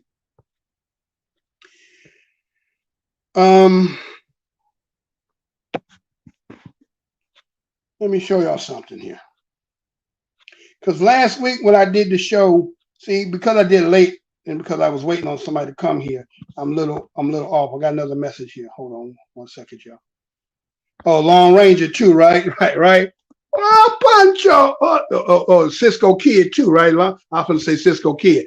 Oh, Pancho, Cisco, right? Long Ranger. Matter of fact, the Lone Ranger really was supposed to be, was it Bass Reeves? Wasn't it really about a black man?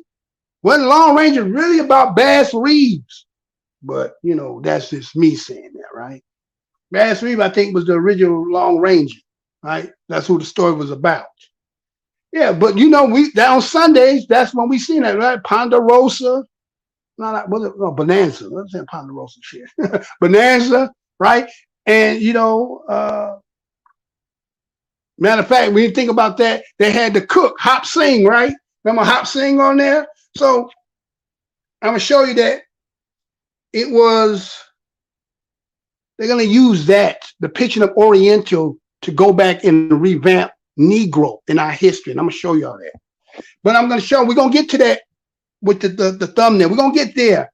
But I had to lay this out because I'm going to pose that question at that end because, you know, everybody who try to tell us that when we try to say, well, we always been here, they want to make, it's like people want to make certain things to be true. For what reason? I don't know. A lot of people I see be talking, they know they got somebody they can identify directly as an African.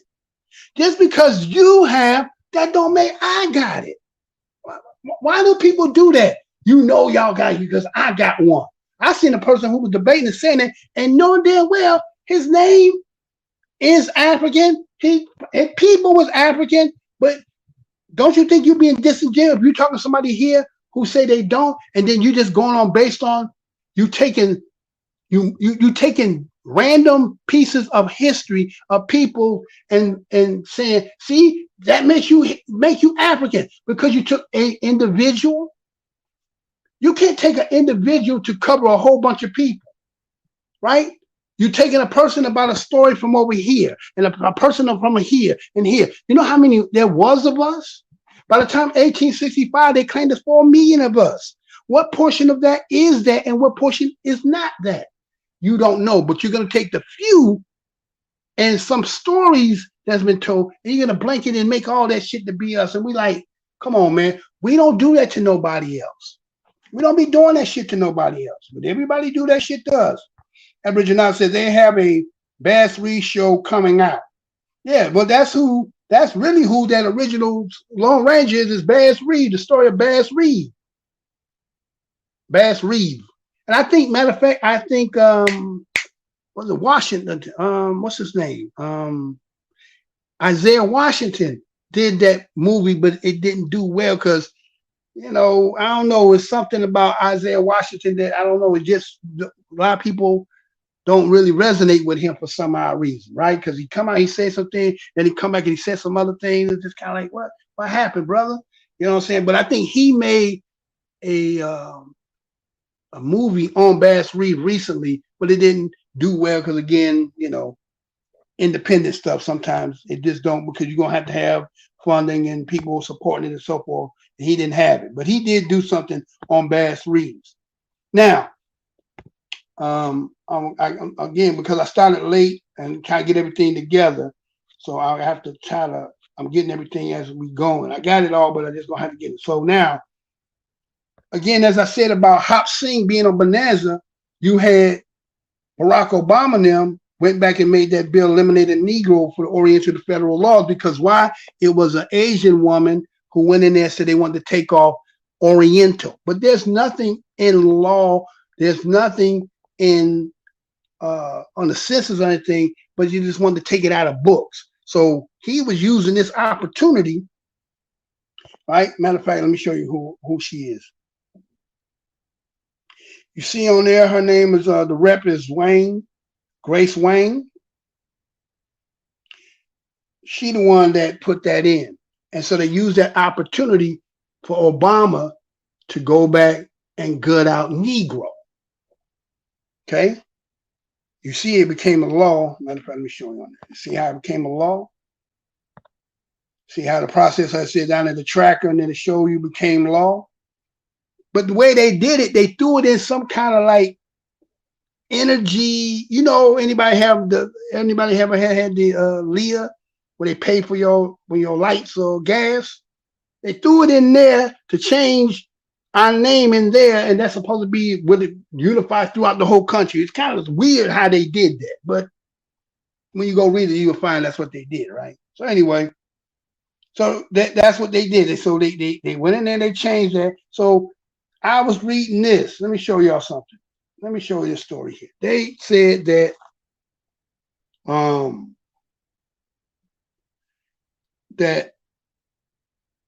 let me see if I got it here. Hold on 1 second. Give me 1 second, y'all. I'm a little, because I was trying to rush to get this done because I wasn't sure, and I wanted to make sure I got in here. I know some brothers I know he was getting late. I was like, oh, brother, now I'm working to get to it. So let me show you this. 17, okay, so where's that part at though? I didn't put that in here. Hold on, because I want to show you what they said. They said that they said African American has been around. Let me see. Do I have to put that? Because did they take that out? Hold on 1 second, y'all. Give me 1 second. I want to put that one. Hold on. Let me see if I can put it through here. Hold on 1 second. Here, go put that in there. All right. So we're doing this in real time, so we can do it. All right. So I got what I'm gonna show you here. Now they said back in 1782, African American has been around. Right? They said since 1782 or 83, they said this been around. I want y'all to hear this, because ain't nobody gonna tell you this. Ain't nobody gonna tell y'all this. 1 second, it's loaded. Okay, so loaded up. All right, there we go. Now we're gonna go back again. I'm gonna show you why that whole thing I'm showing y'all, right? Use of African American dates to nation's early days. Okay, say that one more again. Okay. Use of African American dates to nation early days. Watch this. Hold on. On my end over here, right? Let me get this over here. Hold on. All right, let's see. Let me see. USS here. Time. Hold on. Okay, here we go. Here we go. All right. Now, they said the term African American may seem to be a product of recent decades. That's why you see on the thumbnail, you see Jesse Jackson. Because remember, Jesse Jackson, let me put that thumbnail up there for me. Put that thumbnail up there for me. So it was Jesse Jackson that they claimed, but he wasn't the one that actually did it. Her name was actually Ramona H. Etlin. I think that's her name. Ramona Etlin is a woman who supposedly suggested that we be called African American. Now, it's funny that they said Ramona Etlin is the one who came up there, gave it to Jesse Jackson, but they finna show, based on this, what I'm finna show you, they said that African American have been around we've been called African American. Now, again, the reason why I want to show this is because again, before we get to that last part, when Malcolm said revising history, changing history, some people don't believe this. You don't believe that. You think that this is just, somebody talking. Hold on. What happened to that? Okay, there you go. There you go. Put that up there. Okay, right? As you see on your thumbnail there, right? I had Jesse in there. Then you got the bones. In the back of that is Lucy. The new bones is the one they talking about, the study they found that we're going to talk about, right? But the truth of the matter is, it goes back to the story they talk about with Jesse is, they were talking about the relationships of Black Americans to Mother Africans being raised anew in the broad public forum as the National Black Committee struggles with the call to move from racial designation. So here they is, they're trying to get away from being categorized as racial.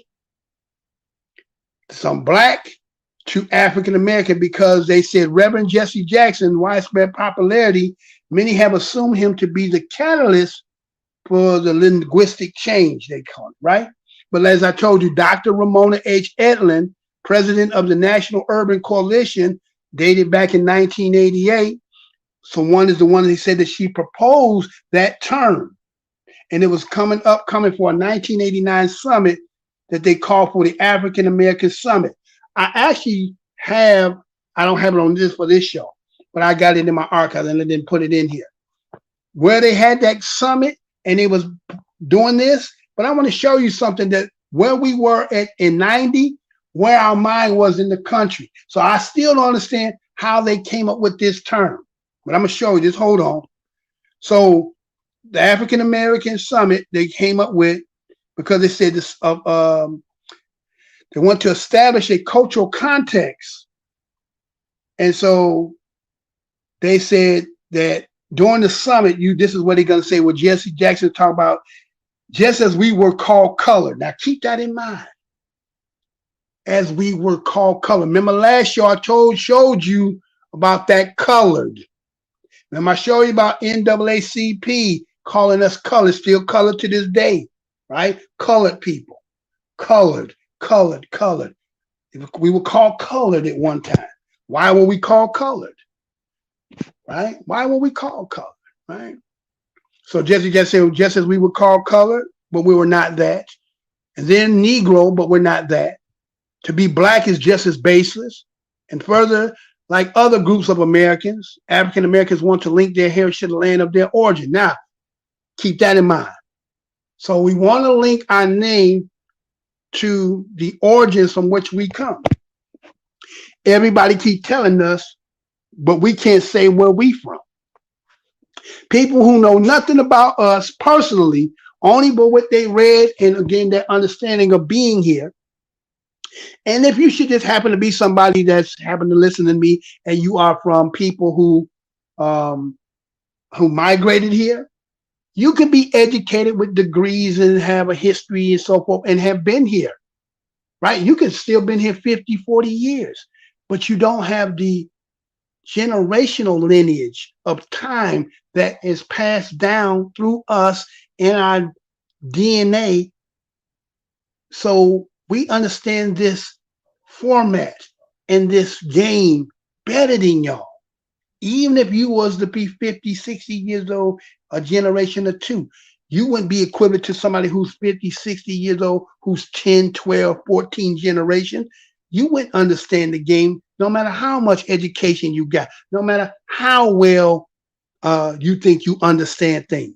There's something genetically you don't understand. There's certain things that have been passed down through our families and situations and knowledge that are passed. And it's like a lot of y'all don't even look at us like that. Y'all look at us like we some just bunch of motley, loose people that just from slavery and just thrown the fuck around. And we just, y'all believe all that shit.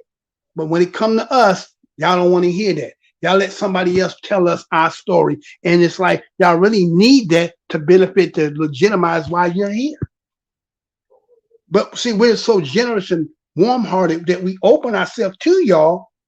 And sometimes people take your kindness for a weakness. Let me say that one more again. A lot of times people take your kindness for a weakness and they think they can tramp you on it. And then when we start, taking a strong stand, people now are saying, oh, we're divisive and then we're showing hate or we hate y'all. No. Sometimes a guest can they're welcome. They wore off that welcoming. You get what I'm saying? You can, you're welcoming now because you're doing too much, right? And so some things have to take a stance because why? We're losing. We have our prosperity coming and to come and to be when we leave. And if we don't set no kind of precedents now, I don't think y'all really got us in the best interest of heart. So we have to be the protectors of our own. Doesn't mean that you can't be a part with it, but we have to now get to that point to say, what's ours is ours, and we have to protect that. And one thing is this identity. Because if we allow everybody else to tell us who we are, we haven't said who we are. And that matters more than anything that y'all can try to tell us. No matter what you believe, what you done read, you don't know us. You may know your story and about who you are and what you come from, but that don't mean that's Mr. Smith's story. That don't mean that's Black Knowledge, Yakub Kabir, many brothers, who else? There's a couple other brothers that have been in here. Who else in here, right? Seven Spirits, right?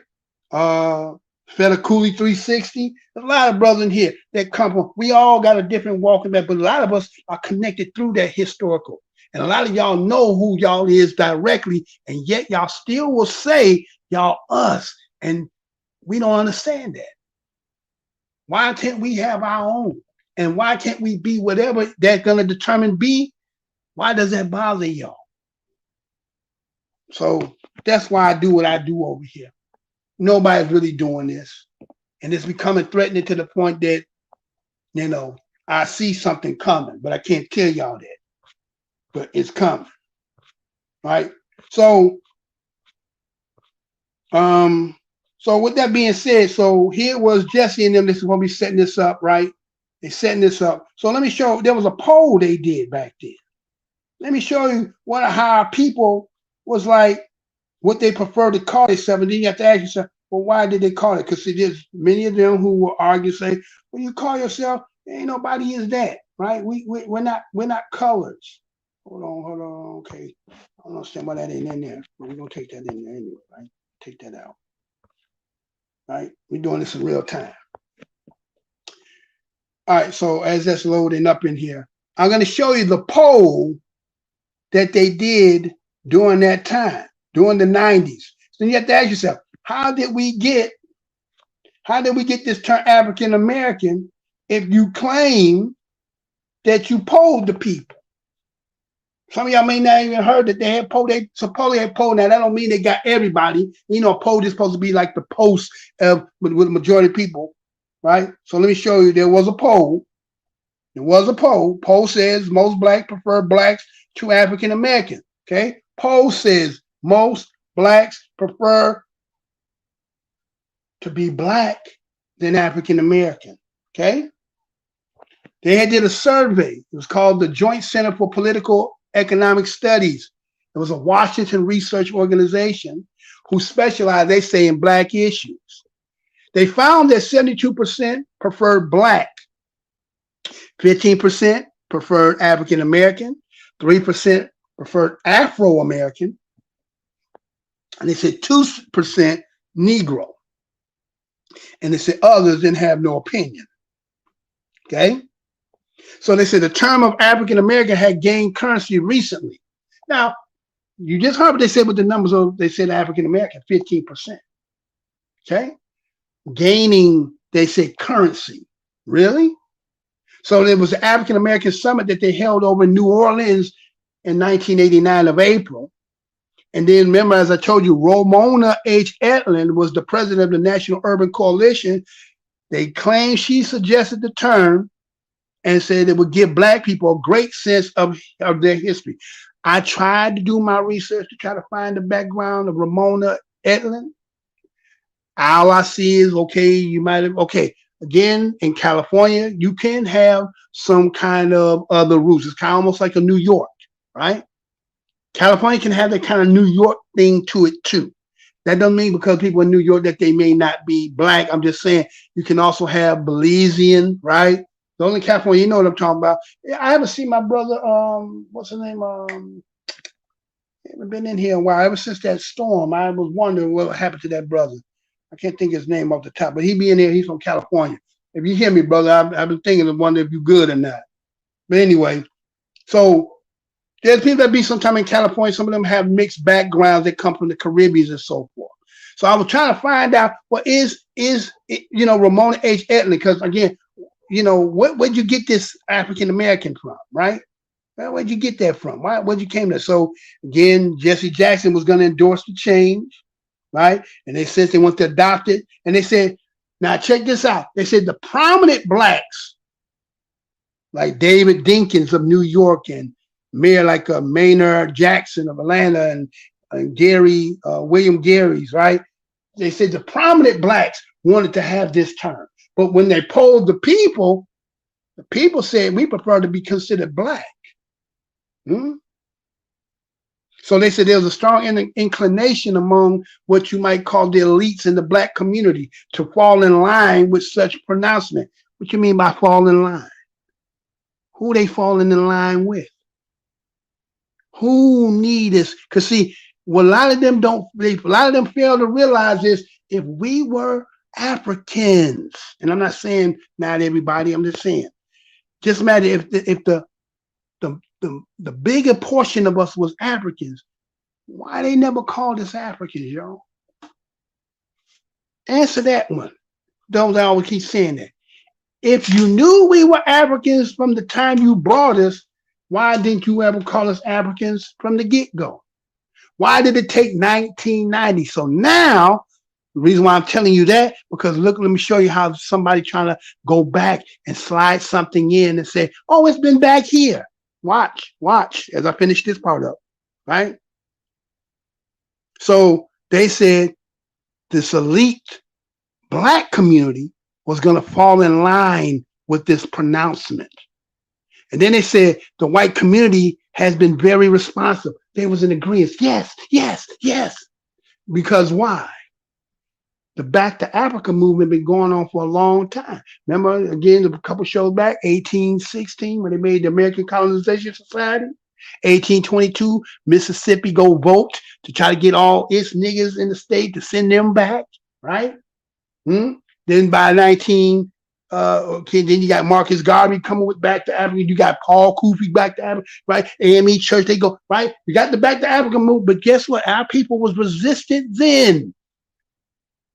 Matter of fact, they got a saying that said, we as much as African is the white person here is European. Let me say that one more again. This is what our people said. We as much as African at that time as you white people are Europeans. Ain't that something? Right? Okay. So you're right. So there's some resistance to it. So it must be a voluntary thing they need you to do. And those who know about the Dred Scott case, what was it the thing that got Dred Scott? Why nothing applied to him? Because he admitted that his parents was Africans. He knew his parents was from Africa. And so that every time what people do is they take these parts that's been put and they use that to come at us and say, see, African. That's some people. That's not all of us. You know, I don't know if some of y'all was around when I did the show, the Renty. It was the Renty man. You know that they called the picture the Degurium or the Degurium? I think that's the name of the type of pictures that they did. You know, it was the black and white, kind of had the kind of copperish in it. And remember the brother that was the back whipped? Well, the relative was still here and wanted to sue, I think it was Harvard, about the picture and saying that they were profiting because they were using in their book. Now, the backdrop of that story of the Renties was that the person who took the picture was down south looking for where the Africans were and would go around black folks and black folks say, no, ain't no the Africans, they live down over there. Huh? That's what they were saying, the Africans, they live down there. That's what they were saying back then, right? But these people today will tell us they pick people and say, see, you African because that one's African. They know who their story is. That don't mean that's my story. It'll make me hate Africa. I just got to be who we going to be. Whether you like it or not. And whatever that result is, that's your problem if y'all can't accept the fact that we should just happen to be somebody who, I don't know, we is who we are. But anyway, we can keep moving. But anyway, so here was the Joint Center poll consider preference offering only term Black and African American. So when they did this poll, the two choices they had when they did the Joint Center poll, this was another poll, they gave them two choices. You could be Black or African American. And it found that Black was preferred 72% to 28% on the East Coast, 76 to 24% in the Midwest, 85 to 15 in the South, 78 to 22% in the West. What is that, y'all? We prefer to have been black. Okay? Now, there's going to be those, black ain't no country, in law. Well, African in law ain't giving you nothing either, right? That's the touche that. But what I'm saying is, so how do we get the African American then? If the overwhelming of us was like, we'd rather be black. Now, there's some people who go back a little bit and they say, you know, when they call black, they were fighting and so forth. But according to the poll, now that doesn't mean they polled every one of us. It polled enough of us to give a little pulse of. And they said, they said what? East, 72%. They said those in the Midwest, it was 76%. They said in the South was 85% and 78% in the West of those of the calls or what they did in their poll. So how did we ever get that? So as you heard them say, oh, they fell in line. So that means it was somebody's agenda, right? Okay. So they said older blacks like African Americans the least. Why did the older blacks of that time of 90 say they didn't like African American? Because they understood it did not have no history with us. You're cutting off all our history going back by keep renaming us. You're cutting our history off. So they knew better. They knew. So now it becomes, why is they doing this? Okay, hold on. I got that. Oh, they done took out so much in here, huh? Okay. Hold on one second, y'all. Hold on one second. Let's take a quick. I'll get this other one, right? Because hold on. Yeah, we got that. We got that. All that's they took all that out here. All right, take this quick little break. Let me put this in. Listen, they'll be right back. It's you liberals who have lifted them up, Howard. Paul, you conservatives make a mistake. You can't afford to strangle hope in people. Without hope, people become dangerous. No, Howard. You liberals have let them invade our society. You give them jobs, political jobs. Paul, you missed the point. It's only the smart ones we move up. That makes it even worse. No, we have to move them up. If we leave a smart one in the ghetto, he might develop into a leader against us. But if we raise him up into white society, we neutralize him. He feels compelled to try to act like us. He loses his identity and his racial anger, if he has any. He becomes alien to his brothers. They realize he sold them out and they grow to hate him. He becomes worthless to them and safe for us. No, thank you. In fact, in his love for the creature comforts, except for his color, he's become one of us. It's you.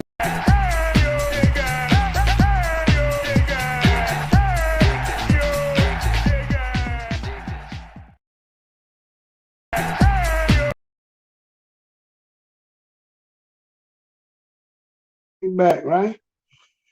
All right, so let me show you this, right? So now we got the issue. The issue gonna be this. Oh, so let me take that down. Yes, okay, let me take that down. Hold on, take that down for me, sir. Take that down there. All right, take that down. All right. So we have changing racial labels from colored to Negro to black to African American, right? Racial labels: colored, Negro, black, African American, right?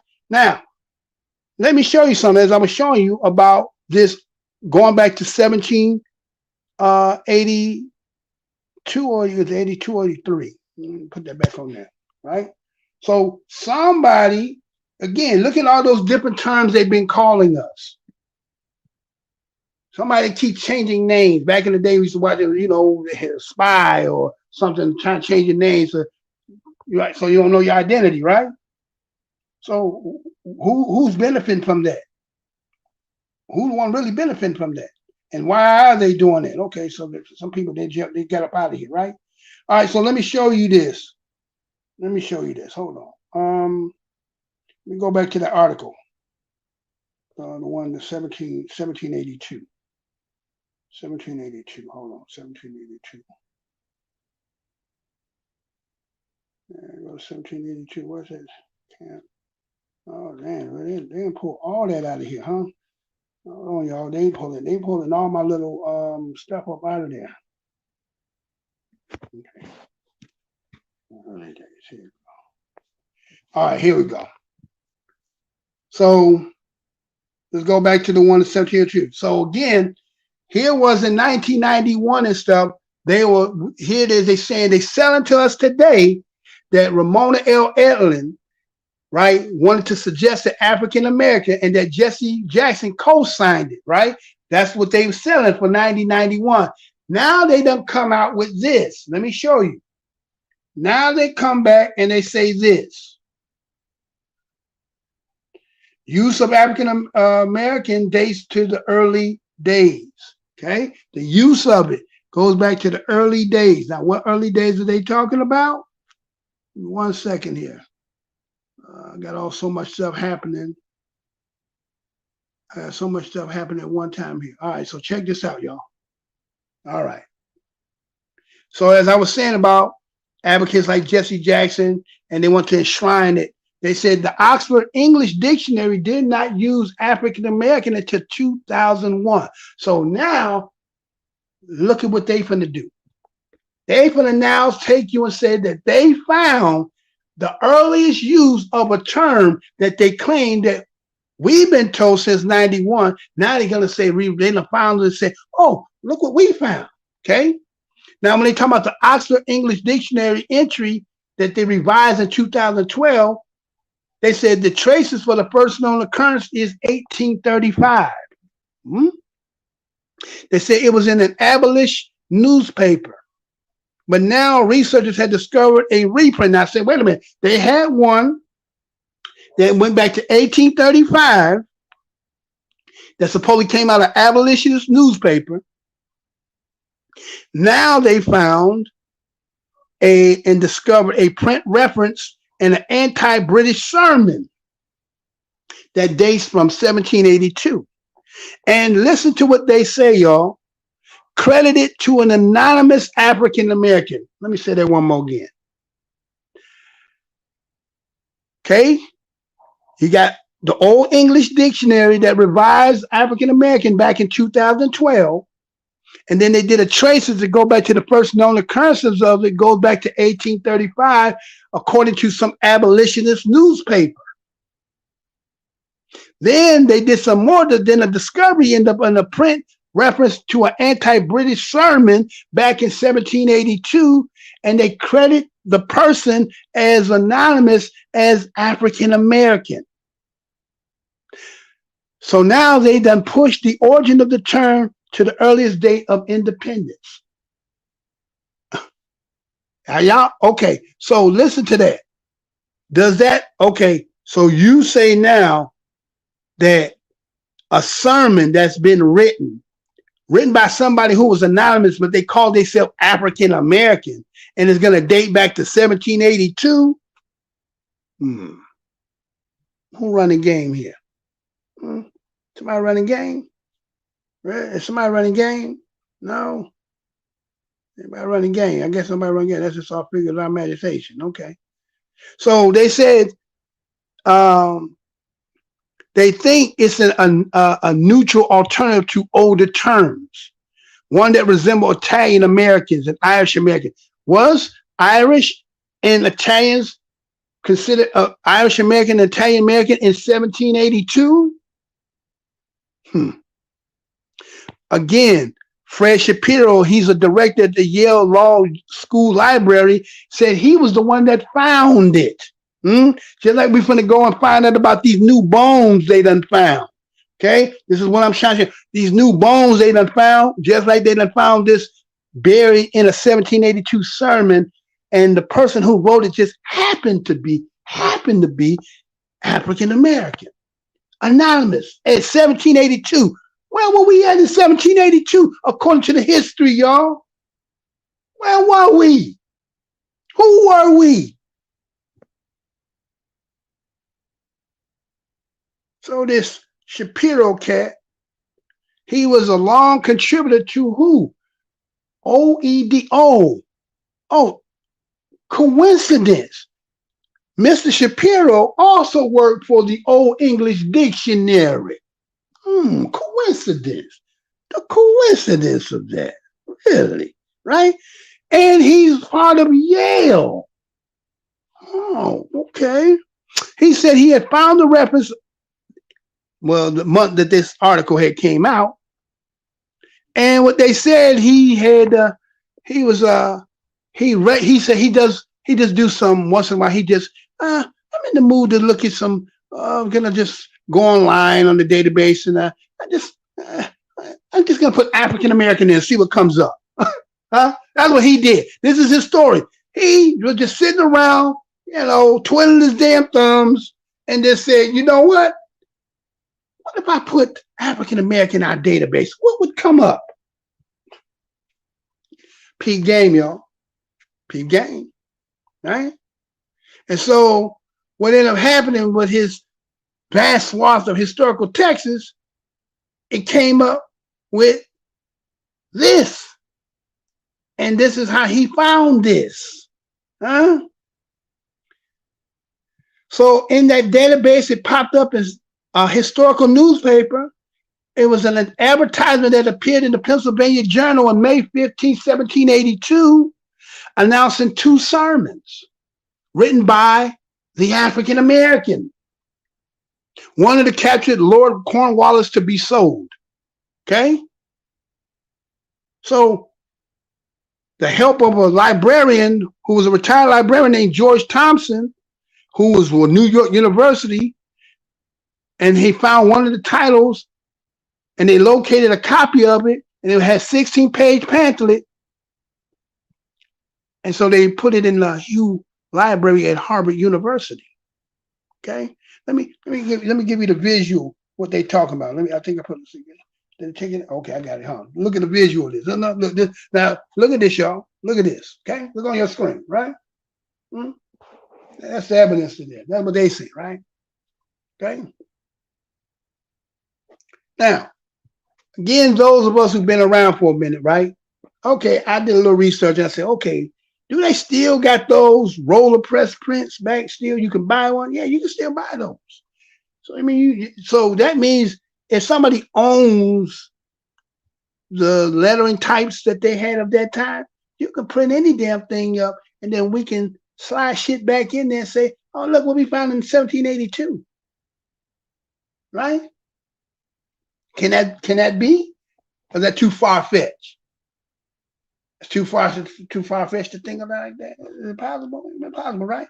So as you see on your screen there, right? As you see on your screen, that's what it says, right? I don't know how clear it is on the screen because I'm not sure what kind of screen y'all can see. I see I got some okay. So you got strayed, right? And they got some, again, like I say, it looked like it's just on a piece of paper, right? It doesn't look like it's on a piece of paper. But because they have Yale, they have a person from Old English Dictionary, there used to be a librarian, you got a story about it. So guess what's going to happen, y'all? African American going to date back to 1782 to our children, grandchildren, great-grandchildren one day. One day. If you don't know the history and you ain't planting no seeds now. Malcolm told you, rewrite history. Right? Told you that. Right? Ain't that something? Ain't that something, right? So this so-called sermon that they're talking about was about the surrender of the British Army at Yorktown, and it was acquired by Harvard in 1845, and it had been uncited in scholarly literature. So they said they had it preserved already in Harvard, but they never used it. And yet, this seemed to be a good time to come out with it. So here it is today, African American. So what we're going to do is teleport it back to its earliest time. And so we're going to be able to write history from that point forward. Everything will be African American, which cuts out color, Negro. Okay. All right, maybe, right? Okay, hold on. Let me put this up here. Maybe you understand the significance. Maybe you don't. I don't sit here and do no comparison to other channels. I'm just saying, understand what I'm telling you here. You understand it? You understand that? Do you really understand it? Right? Somebody working it, man. They working it, unbeknownst. And again, if you don't have somebody sitting on the wall who looking, when they gonna wake up, everything gonna be changed. Like going to sleep tonight and wake up, ain't none of your furniture, TV, none of that stuff in the place is all different. You like, where the hell I'm at? Where the hell I'm at? Yeah, well, that's gonna happen, right? Matter of fact, that's what Hitler said. Hitler had said he didn't care about those of the time that was, let's say, advocating against him. He said it's our institutions and what you'll die out, and we're gonna keep this system going, pumping in. We're gonna get them to change, right? They're gonna fall in line, right? Just like they told African Americans fell in line by them elites and pushed it on us any damn way, correct? A lot of us don't subscribe to that anyway, but that's how it got in, y'all. That's how that got in. So anyway, so that being said, so now they tell you 1782. 1782, they could take it back to 1782. Now they say that Afro-American has been documented as early 1830. They got it set, y'all. They said Afro-American could go back to 1831. They said Black American. Now listen to this, y'all. You know, I told you that everybody keep trying to tell us that Black American was something that came up in the 60s. They telling now that Black American go back to 1818. And then they say 1788, we would call Africo-Americans. Africo. A-F-R-I-C-O American. What are we not understanding about the history we've been told? What was we supposed to have been during the times of 1788 according to them? So now they're saying we were calling ourselves these terms. Ain't that something, y'all? It's crazy, but it's not really crazy. It's just, So they said this sermon. Now again, why would somebody anonymously call themselves African American when it's not even a term that's being used? Why would it be African American? And none of your senses, none of your verbiage at the time, you say Negro, you say color, but never once African. Why is there this hard work to get us in the African box? But I'm gonna show you that, remember in what was that Minister Society? Remember in the interrogation? You know you done fucked up though, right? You know they done fucked up though, right? You know they done fucked up though, right? This is where they fucked up in there, right? Right? Because, okay, let's go ahead and get to that. Let me go ahead and get in there. We're already at 2 hours and 30 minutes. Let me get in there. All right, so let me show y'all this, right? So this new study, keep all that in mind what I just talked about. So this new study, right? Now check this out. New intriguing study claims humans might have first evolved in Europe, not Africa. Let me say that one more again. New intriguing study claims humans might have evolved in Europe, not Africa. Uh-oh. Now, I can hear some people, because I know there's some things some people say there's a distinction between human and mankind, and I'm gonna reveal that too for those who understand that and know that, right? I'm gonna reveal that, right? So listen to this. Listen to what they said, y'all. Listen to what they say. Listen to what they say. Right? Listen to what they say. Hold on one second here. Hold on one second, y'all.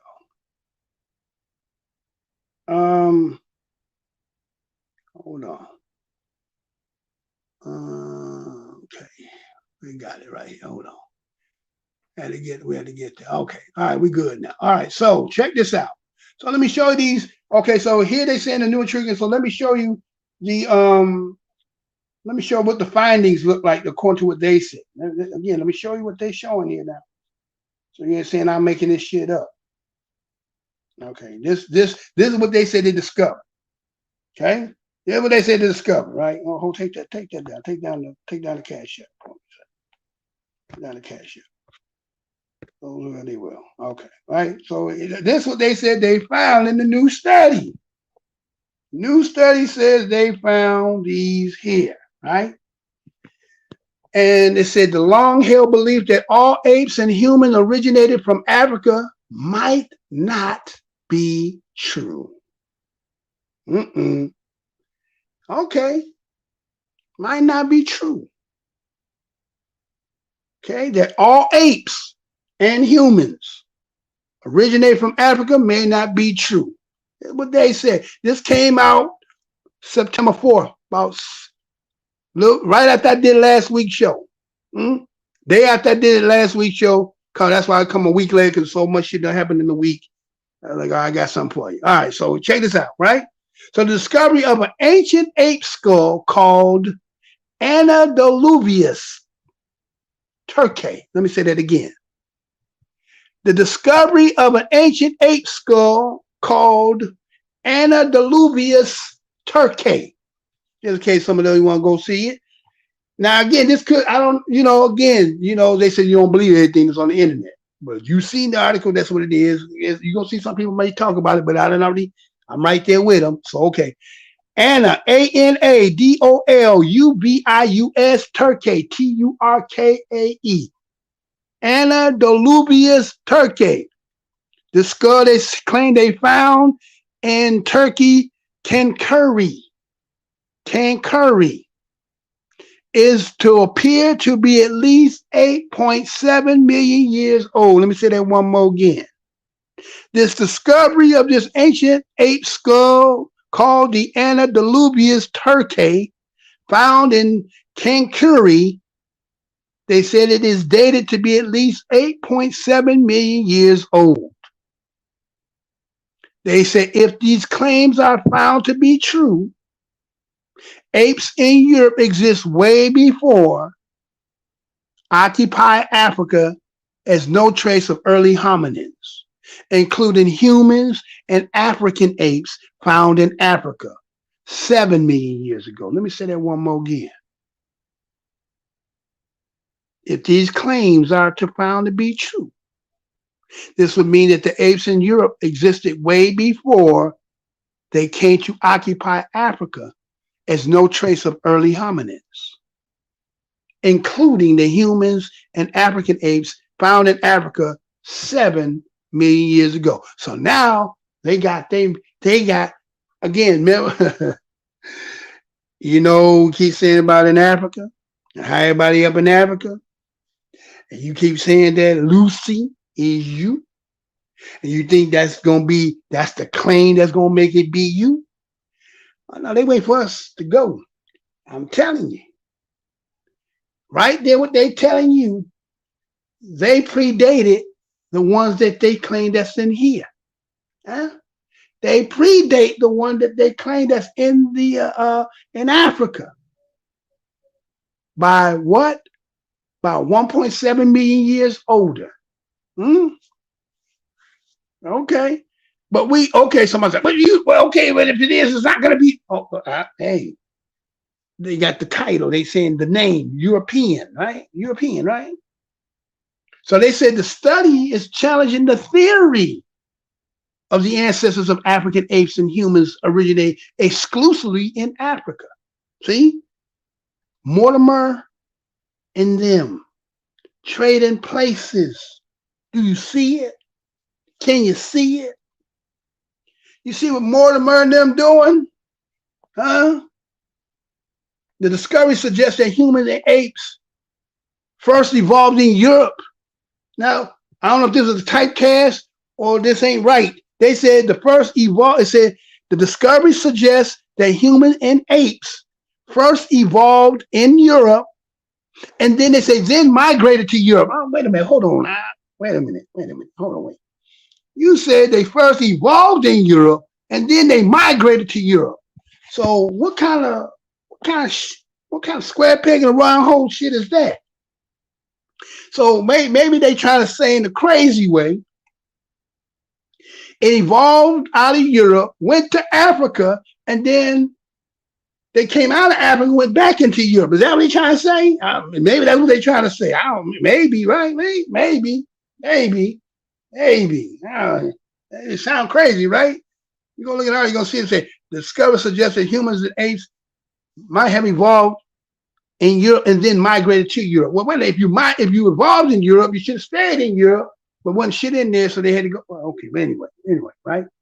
So they said their findings further suggest that hominids not only evolved in Western and Central Europe, they said they spent over 5 million years evolving there, spreading to the Eastern Mediterranean before eventually dispersing into Africa. Huh? So this Professor David Begun, a paleoanthropologist from the University of Toronto, he's the author of the study, y'all. Trading places coming. It's already set in place. So this new evidence supports the hypothesis. Now I think there's that hypothesis is a scientific guess, correct? So the hominids originated in Europe and dispersed into Africa. So now, that's why I said what? You're European now. You're not African, you're European. When they get done, this is the test run. How are you gonna react now?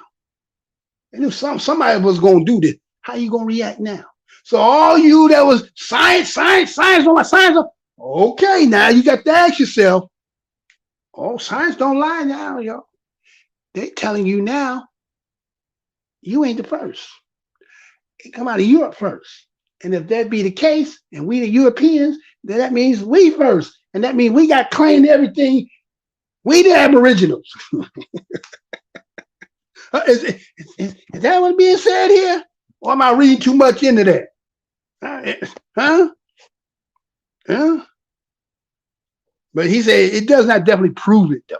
It doesn't definitely prove it yet. Not yet. This is the test run. It's the test run. It's like the first assassination attempt and the one that's to come, right? That was a test run to see what it would do. It's like the first time they made Raid. We don't know if it was Raid before it was Raid, but when they made Raid, the other ones, it was like sugar water. They were coming more. They were like, shit, that ain't something. We need some stronger shit. Came with the stronger shit. They were kind of dizzy and they running, they were wobbling and took them out from the down. And then they came with the right content. They was like, boom, that's it. It killing them. Okay? So test run, right? Look who all in there. Talking about we buddies with them. Yeah, we buddies. Yeah, I'm gonna help you build your infrastructure. The other one, yeah, we're gonna get BRICS. Britain, Russia, India, China, South America, and then the nigga in the middle smiling. You the labor, nigga. You gonna be the labor. Oh, you didn't know that? You were the youngest nation in the world. All these youngest labor in here. You think we? Yeah, man, don't pay no attention to me. Pay no attention to me. But anyway, right? So they said to establish this, additional fossils dating back 7 to 8 million years, both in Europe and Africa, were necessary to establish a potential connection to these two groups. Now, so Africa can have its own, and then Europe can have its own. Then that means everybody else can have their own too. That means that's who the monkey that started in America. Who the monkeys that started in America? If Europe can have its monkey to itself, and Africa can have a monkey to itself, can America have its monkey to itself? Can the indigenous people that's here, but been here just like the monkeys that was found over there, is everybody who subscribed to that, right? When you subscribe to that, you believe that monkey, okay. Well, what about the monkey here? That then development came into that. Huh? We done already told you that who they said the Native American ain't what you think that Native American is. He told you he 10,000. Now think about that. Somebody been here 10,000 years and still living primitive the late way they been. Right? Right? TP, all that. Come on, man. Come on now. Then y'all got no ingenuity whatsoever. Y'all be ashamed of yourself. Just like what's happening over in the continent, right? But we know why they've been that way because, again, nobody want to have to pay for what you got. So keep you down, so we keep it cheap. Remember, I did the show. We done showed all that, right? So we know that already. But everybody else, okay, what's the problem here, right? So now they're saying that when they discovered this, they said that it implies that the apes estimate, they said the weight was about 110, 130 pounds, right? Little fun thing. Okay, so let me tell y'all something. They said humans, right? And a lot of us subscribe that humans mean color man. H-U, color man. A lot of times we over the years, again, just like the science, it's not definite. It's always ever changing. Just like knowledge and information is always ever changing, ever learning. So if you was to go into, let's say, Black Law's Dictionary and look up the word monster, you know what monster is? Do you know what monster is in Black Law's Dictionary? A prodigious birth, a human birth, an offspring not having the shape of mankind, which cannot be heirs to any land. Albeit be brought forth in marriage. Wait. What did you say, Mr. Blow Your Mind? According to, though people subscribe in law.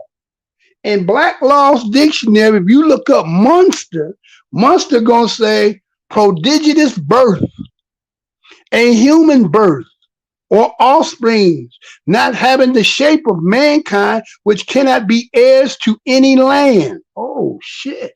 We've been calling ourselves humans all this time. Is that us? Are we the humans? Okay, prodigious. Prodigious. P-R-D-I-G-I. What does prodigious mean, Mr. Bloody Man? Impressively great in size, force, extent, enormous. That's what it means. What else it mean? Vast in size, wonderful or amazing, obsolete, threatening, abnormal, monstrous. Are we the humans? Are we the humans? Because that's what they said according to, remember the article says at the beginning was what? Wait, let's go back. Put that back up on the screen. We're at 245. We're at the 245 mark. Okay. Right. What did it say? Study find what? What did it find? Humans. Right? Humans. Black Law's Dictionary say that's a monster. That the human is a monster. But people would say that we humans. And then according to Black Law Dictionary say it can't inherit no land. I'll be damned if you look everywhere down the damn world, we do not run none of the lands that we own. Somebody, wait a minute. And somebody, again, has there been some Mortimer trick shit going on all along? Gave you their shit and they took your shit and they gave you their shit? I mean, is that what this is? Oh, you've been calling yourself a human all this time. Well, what the hell is man? What's man? Mankind. I remember Dr. Delbert Blair, for those of y'all who've been around. Remember Dr. Delbert Blair? He used to say, man, he said, remember when they was on the moon, when the moon was one step for mankind, right? Mankind. There's man, mankind, and then they say human, right? So human is a monster. What the hell? Wait a minute. What the hell? Okay, so what the hell is a man then? Right? You know what I'm saying? So again, like I say, over time things change. What they change, they'll go back, change shit up, retuck it back in. Oh, it was back in 1782. You was an African American back then, right? So all kinds of shit. So what is a man? Okay, a man is, they just say an adult male. human. Wait a minute. But they saying man is a human. Now, see, the same thing is going back to, remember when I was talking about what a Native American is, right? And the verbiage said Aboriginal. Then it went from Aboriginal to American Indian, and then it said Native American. And it's like, are they all the same, or have they been construed to now be those terms?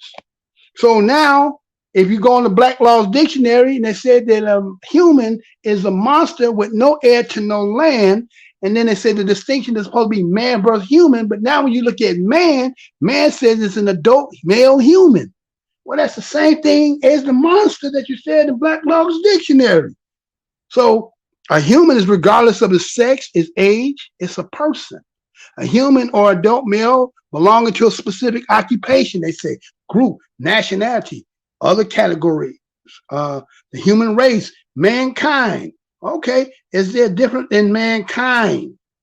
Is that different? Is mankind different from, okay, so human is a monster, man is a monster. Well, what the hell is them? What's mankind?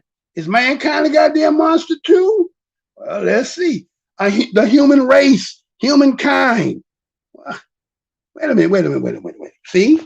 So all the lines have been skewed and blurred. You can't know what is what. Everything now, so it is all the same now. It's kind of like what they're saying, the diversity, right? Don't get to this place where it's basically unisex, right? The way things going, everybody can love everybody. Don't matter what man or man, woman or woman, man and woman, and, you know, animal, all kinds of stuff, right? So all the lines being skewed because why?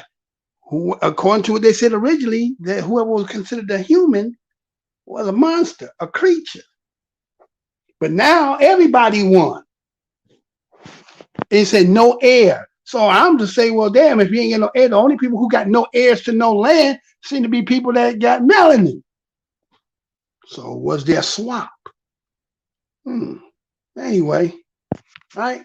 So anyway, let's move on with that, right? So anyway, let's move on, right? So the point is, they saying that these bones that they found here, right? These bones that they saying that they done found. So now this long running debate regarding apes, and then they said our origins. Now he making a distinction between apes.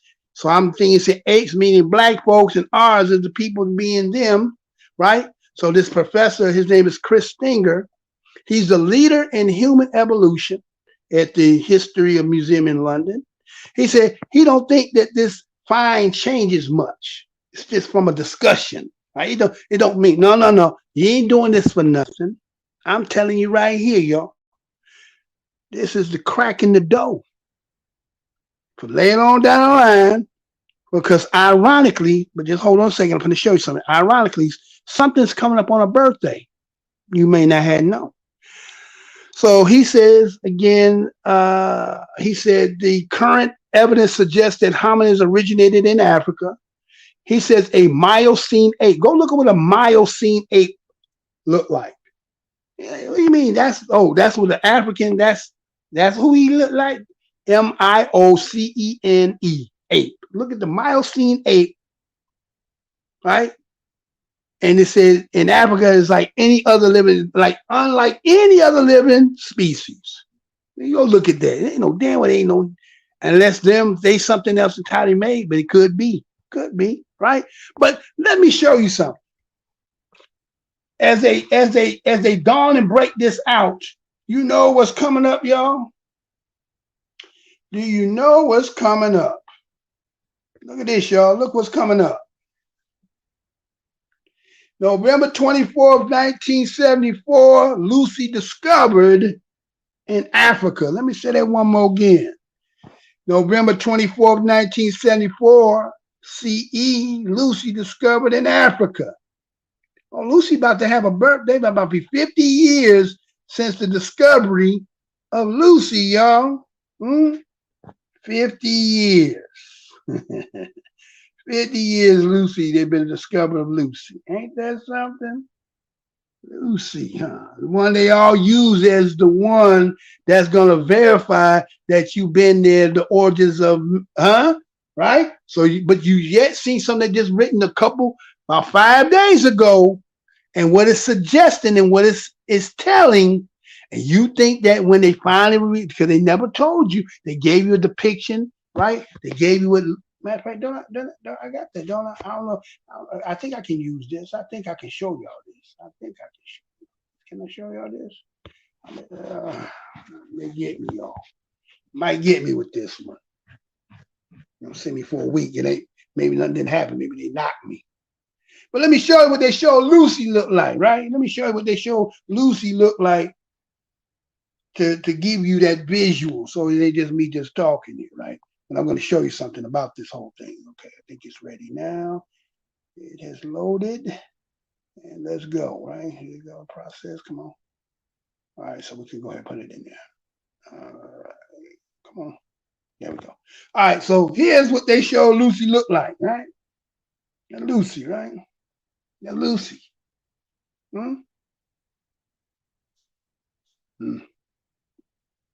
Yeah, that's Lucy, y'all. That's the recreated one, right? That's what it would look like, right? Okay. Now you remember all that holding dear and near, that's you know, that's gonna give you, that's gonna validate you in Africa. That's gonna validate your existence in Africa, you think, right? Okay. All right. So let me show you something. So accordingly, do you know how they found Lucy? Let me show you. You can put it on the map on that plate, right? You see that Ethiopia? See there over there by Djibouti in between Eritrea? That's where they supposed to have found Lucy at. That's where they found Lucy, in that area. Okay? Okay, let me get a little backdrop of that, right? So it was on November 24, 1974, fossils of one of the oldest known human ancestors. Again, human, right? They call it a Australopithecus afrensis specimen. Yeah, boy, that boy could have been a doctor. I can speak that shit. But anyway, Australopithecus afrensis specimen, nicknamed Lucy, were discovered in Hadar, Ethiopia, as you see on your screen there.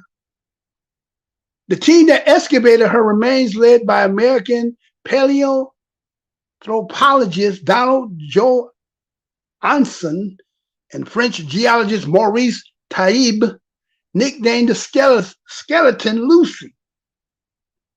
Okay? Now, remember, they got the name from Lucy from a Beatles song, Lucy in the Sky with Diamonds, right? Okay, this according to it was supposed to be what was being played after they had found and so forth. Okay, now, I want y'all to see something here, right? Now, I'm going to give you a little closer view what Hadar is, okay? Can y'all see that on your screen, that brown area there? Yeah, that brown area right there. You know what that is? That's a park. Yangudi Rasa National Park. That's a park. That's a park right there. Okay? Yeah, that's a park right there. The Yangudi Rasa National Park is located in the Afar region of Ethiopia. Afar. Remember they say, well, Africa came from the Afar people and so forth and all that, right? Okay. But it's near the border, they say, of Eritrea. It was first established in 1966. And covers an area of 557 kilometers. The park is an important sanctuary for wide varieties of wildlife. One I see said they was there to protect wild asses. Wild asses that they had in there, right? Wild asses, right?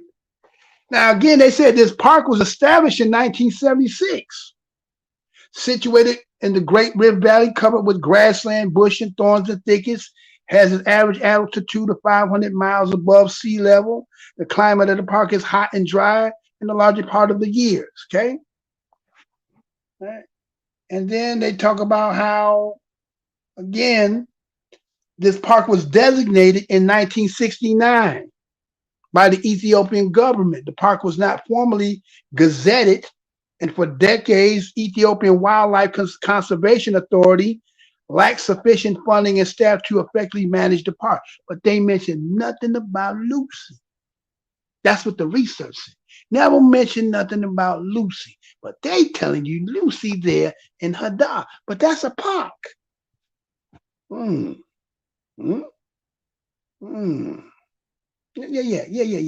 Right? Lucy in the sky with diamonds. Remember they were trying to say the Beatles was making songs about LSD, right?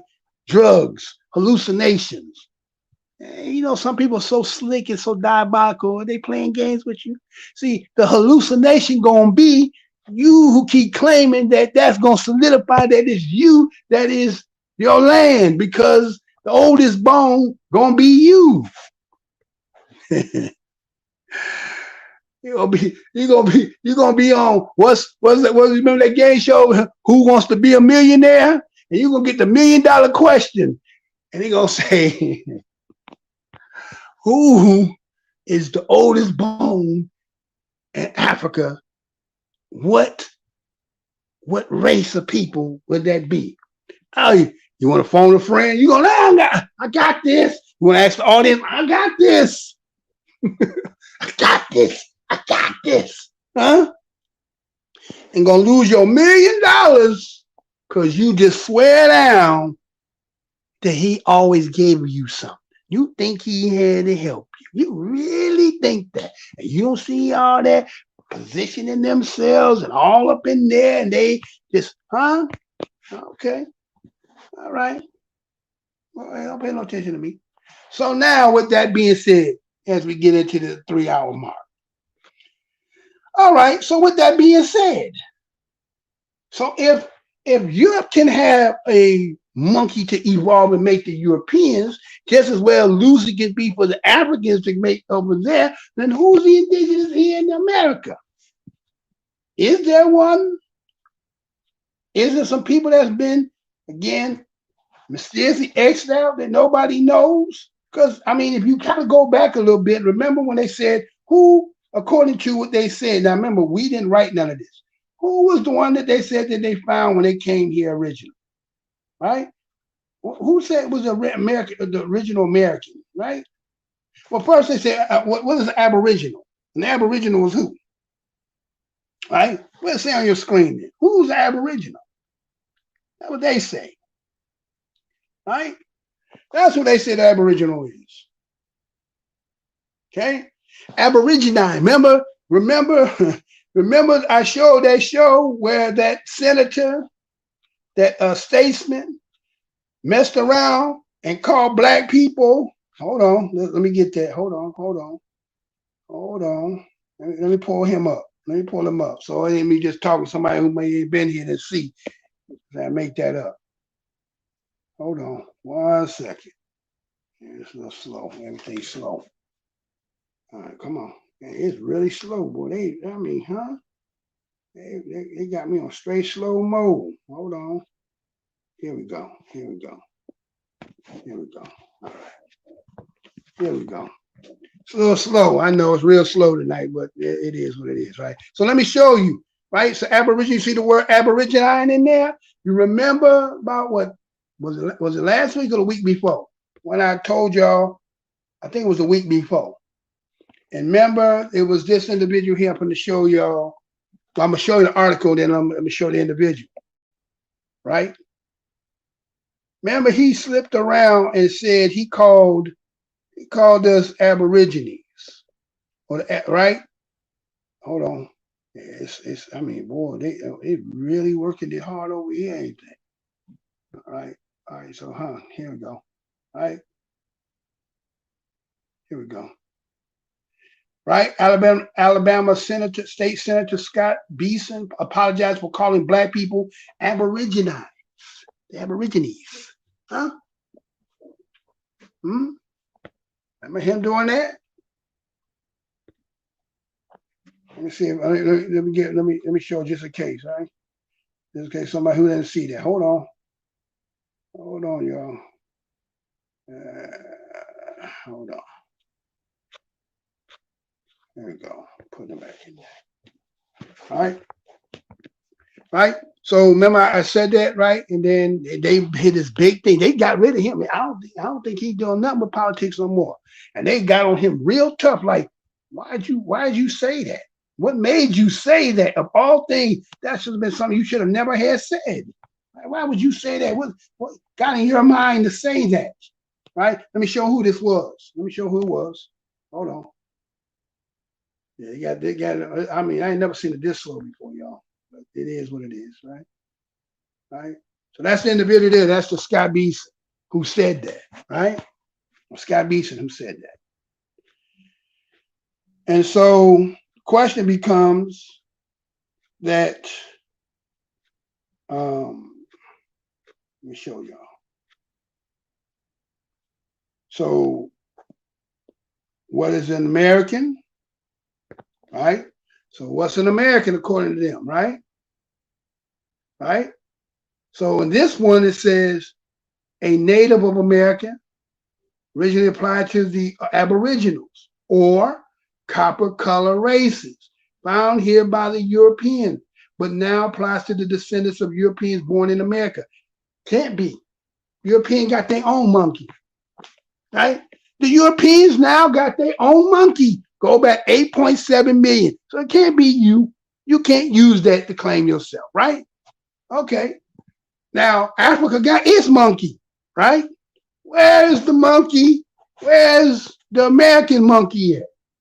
We got some people who you say Native Americans, and you got a story that they traverse coming across the Bering Straits. So they not the monkey, right? They not the monkey either, right? Okay, so one story said we brought some people here from Africa, but they said not all of them, right? But again, if you've been over here, we done showed you the numbers. We saw something that don't match. Okay, whatever that being said, right? So okay, look again. Then they said this here as American as well, right? Right, 1570 originally, one of the Aboriginal people discovered here, Western Hemisphere, right? As you see, right? Okay. But look at that one. Look how it threw in who? Native Americans. Huh? You're peeping what I showed you earlier, right? You know, based on what they showed, who the Native American is. So how can they be Aboriginals when you know that just formulated in 1934? Well, it ain't them. So who is the monkey here? Who's that monkey? Who's the Aboriginal here? Because everybody believed the boat story. That's the one thing they sell you and allow you to fight it. You got it. You came with a boat. You came with a boat. You're Africans. Because you found a couple Africans. Again, go get the Almanac 1977 to it's the Bicentennial Almanac edition. It's going to be 76 to 1976. The 200, I think it's a 200-year anniversary.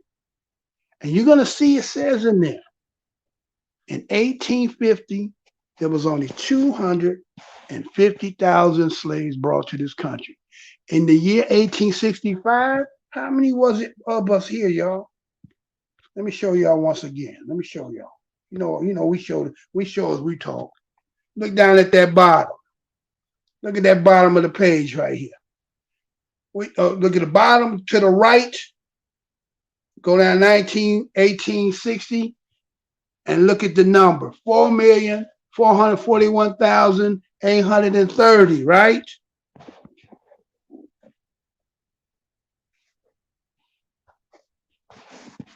I wonder who is the monkey of America?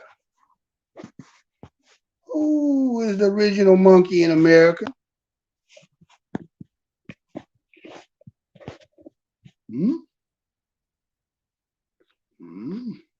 Don't know. Yeah, it's just we're just guessing, right? We don't know. They said they use the term color, right? Well,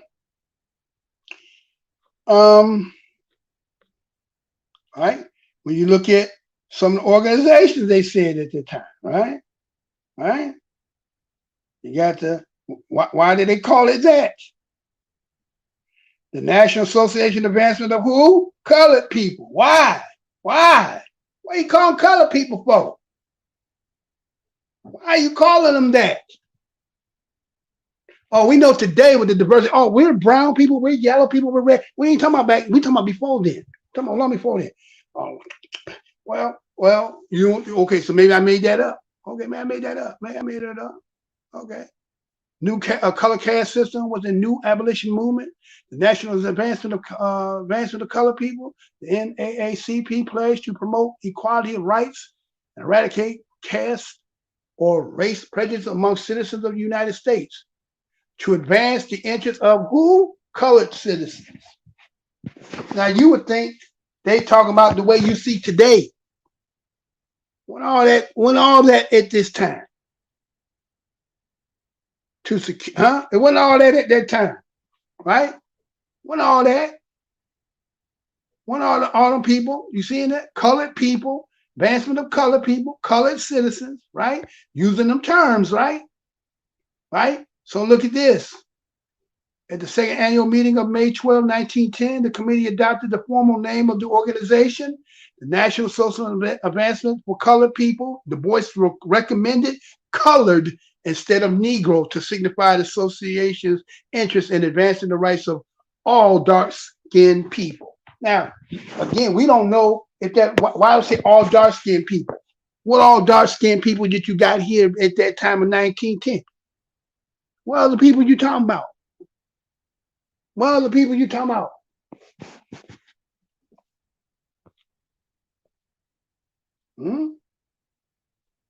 Yeah? What are you talking about?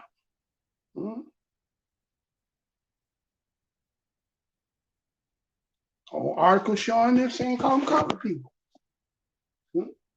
Colored people. They're calling colored people. Right? How about this? Let me show you some of the hold on. Let's take some of them out. Take some of them out. Take some of them out. Put them in. Let's put them in. Hold on one second. Y'all read that right. Let me put this in here. Hold on. Well, let's look at this. 1, 2, 3. 4. All right, let's put some of these in. Now check this out. Right? So it's ironic they call colored people, right? So people thinking that they were calling Negroes. Negroes didn't come into 1900s. They didn't start calling, again, I showed the article last week, right? They didn't start calling you Negro to the 1900s. Then I say, didn't call you black to 1960. Didn't call you African American to 1990. What did they call you going back? And why did they call you that? They said they was calling us black. Again, as I showed you, they're now saying that they can go back to 1782 and say, oh, you was calling yourself African American back then. We try to figure out, well, shit, according to that history, how the hell we were calling ourselves African Americans if you telling us a story that we sitting here waiting for Emancipation Proclamation? How's that matching? That don't match, right? That don't make no sense, right? Then say, oh, well, you had black American in 1818. Really? Oh, okay, 1818. So that would have been the time you're taking them back to colonization, taking them back to Liberia, Sierra Leone, right? Right? And isn't it kind of funny as early as that, in the early part of the 1800s, they sending you back to Africa, but you probably still bringing them in here. Probably bringing them in here. But now you got to send niggas out. Okay, what did they call the troops? Huh? What was the name? What was the name of the infantry? What was the name of the infantry? What was it called? Huh? What was it called? Do I got the song? Wait a minute, hold on. I might got the song here. Do I got the song? I don't think I got the song, do I? I ain't got the song, do I? No, I ain't got the song. Yes, I think I got it. No, hold on. Right? You see that on your screen? Why are they saying that then? Why are they using that term? What is it applying for? Why is it being used? Let me see if I can find the color troubadour. Hold on, let me see if I can find it. 1 second, y'all. Hold on.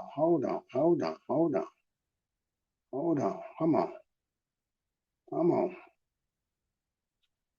Damn, I might have got rid of it, huh? I might have got rid of it, did I?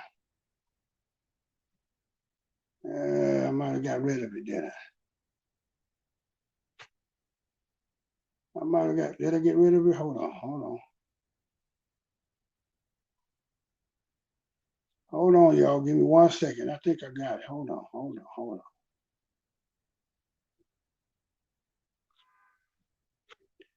Damn, I don't know if I got it. Hold on. I'm gonna do a disarray today. Let me see what this says here. All right, so they got that there showing that, right? All right, so you got other things they showing, right? Just like you say stuff like this, right? Right? Why they call us that then? Remember, it was Webster who had that of American. So, they'll say, you mixed. So all of us was mixed. All of us was mixed people. Really? We always mixed people, right? Right? Yeah, right. Yeah, we know. Yeah, you know, right? Right. Okay. Yeah. Yeah. Colored, right? Colored people, right? So if they can have theirs, if they can have their monkey, that's going to give them, then where's the American monkey? So that means that out of Africa theory is just that, a theory. Monkeys could be anywhere. So that means when the creator made grass, trees, animals, okay, what we take to be everything to be true is by somebody else who's telling us they the Adam, right? They named everything. We don't know originally everything was named, and then they give you the location, but you don't know why they made that location. But the only way most everybody think that you could have, only way people of color could have got over here is only by them. I keep saying, how they get up to Hawaii? How did they get there? And if Hawaii is part of the 50 states of the United States, which means it must be in the right. It's in our sphere. Well, if that's the case, if they went from where they was there to get there, then they must have came over here.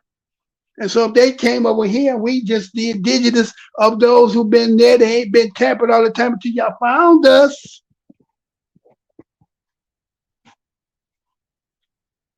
But no, we got to be African, because that's the only way y'all can see it. And now they finna rewrite your story about Africa and tell you, wait a minute, you're a European. Now you're gonna be a European. Now they're gonna change you. What you gonna do now?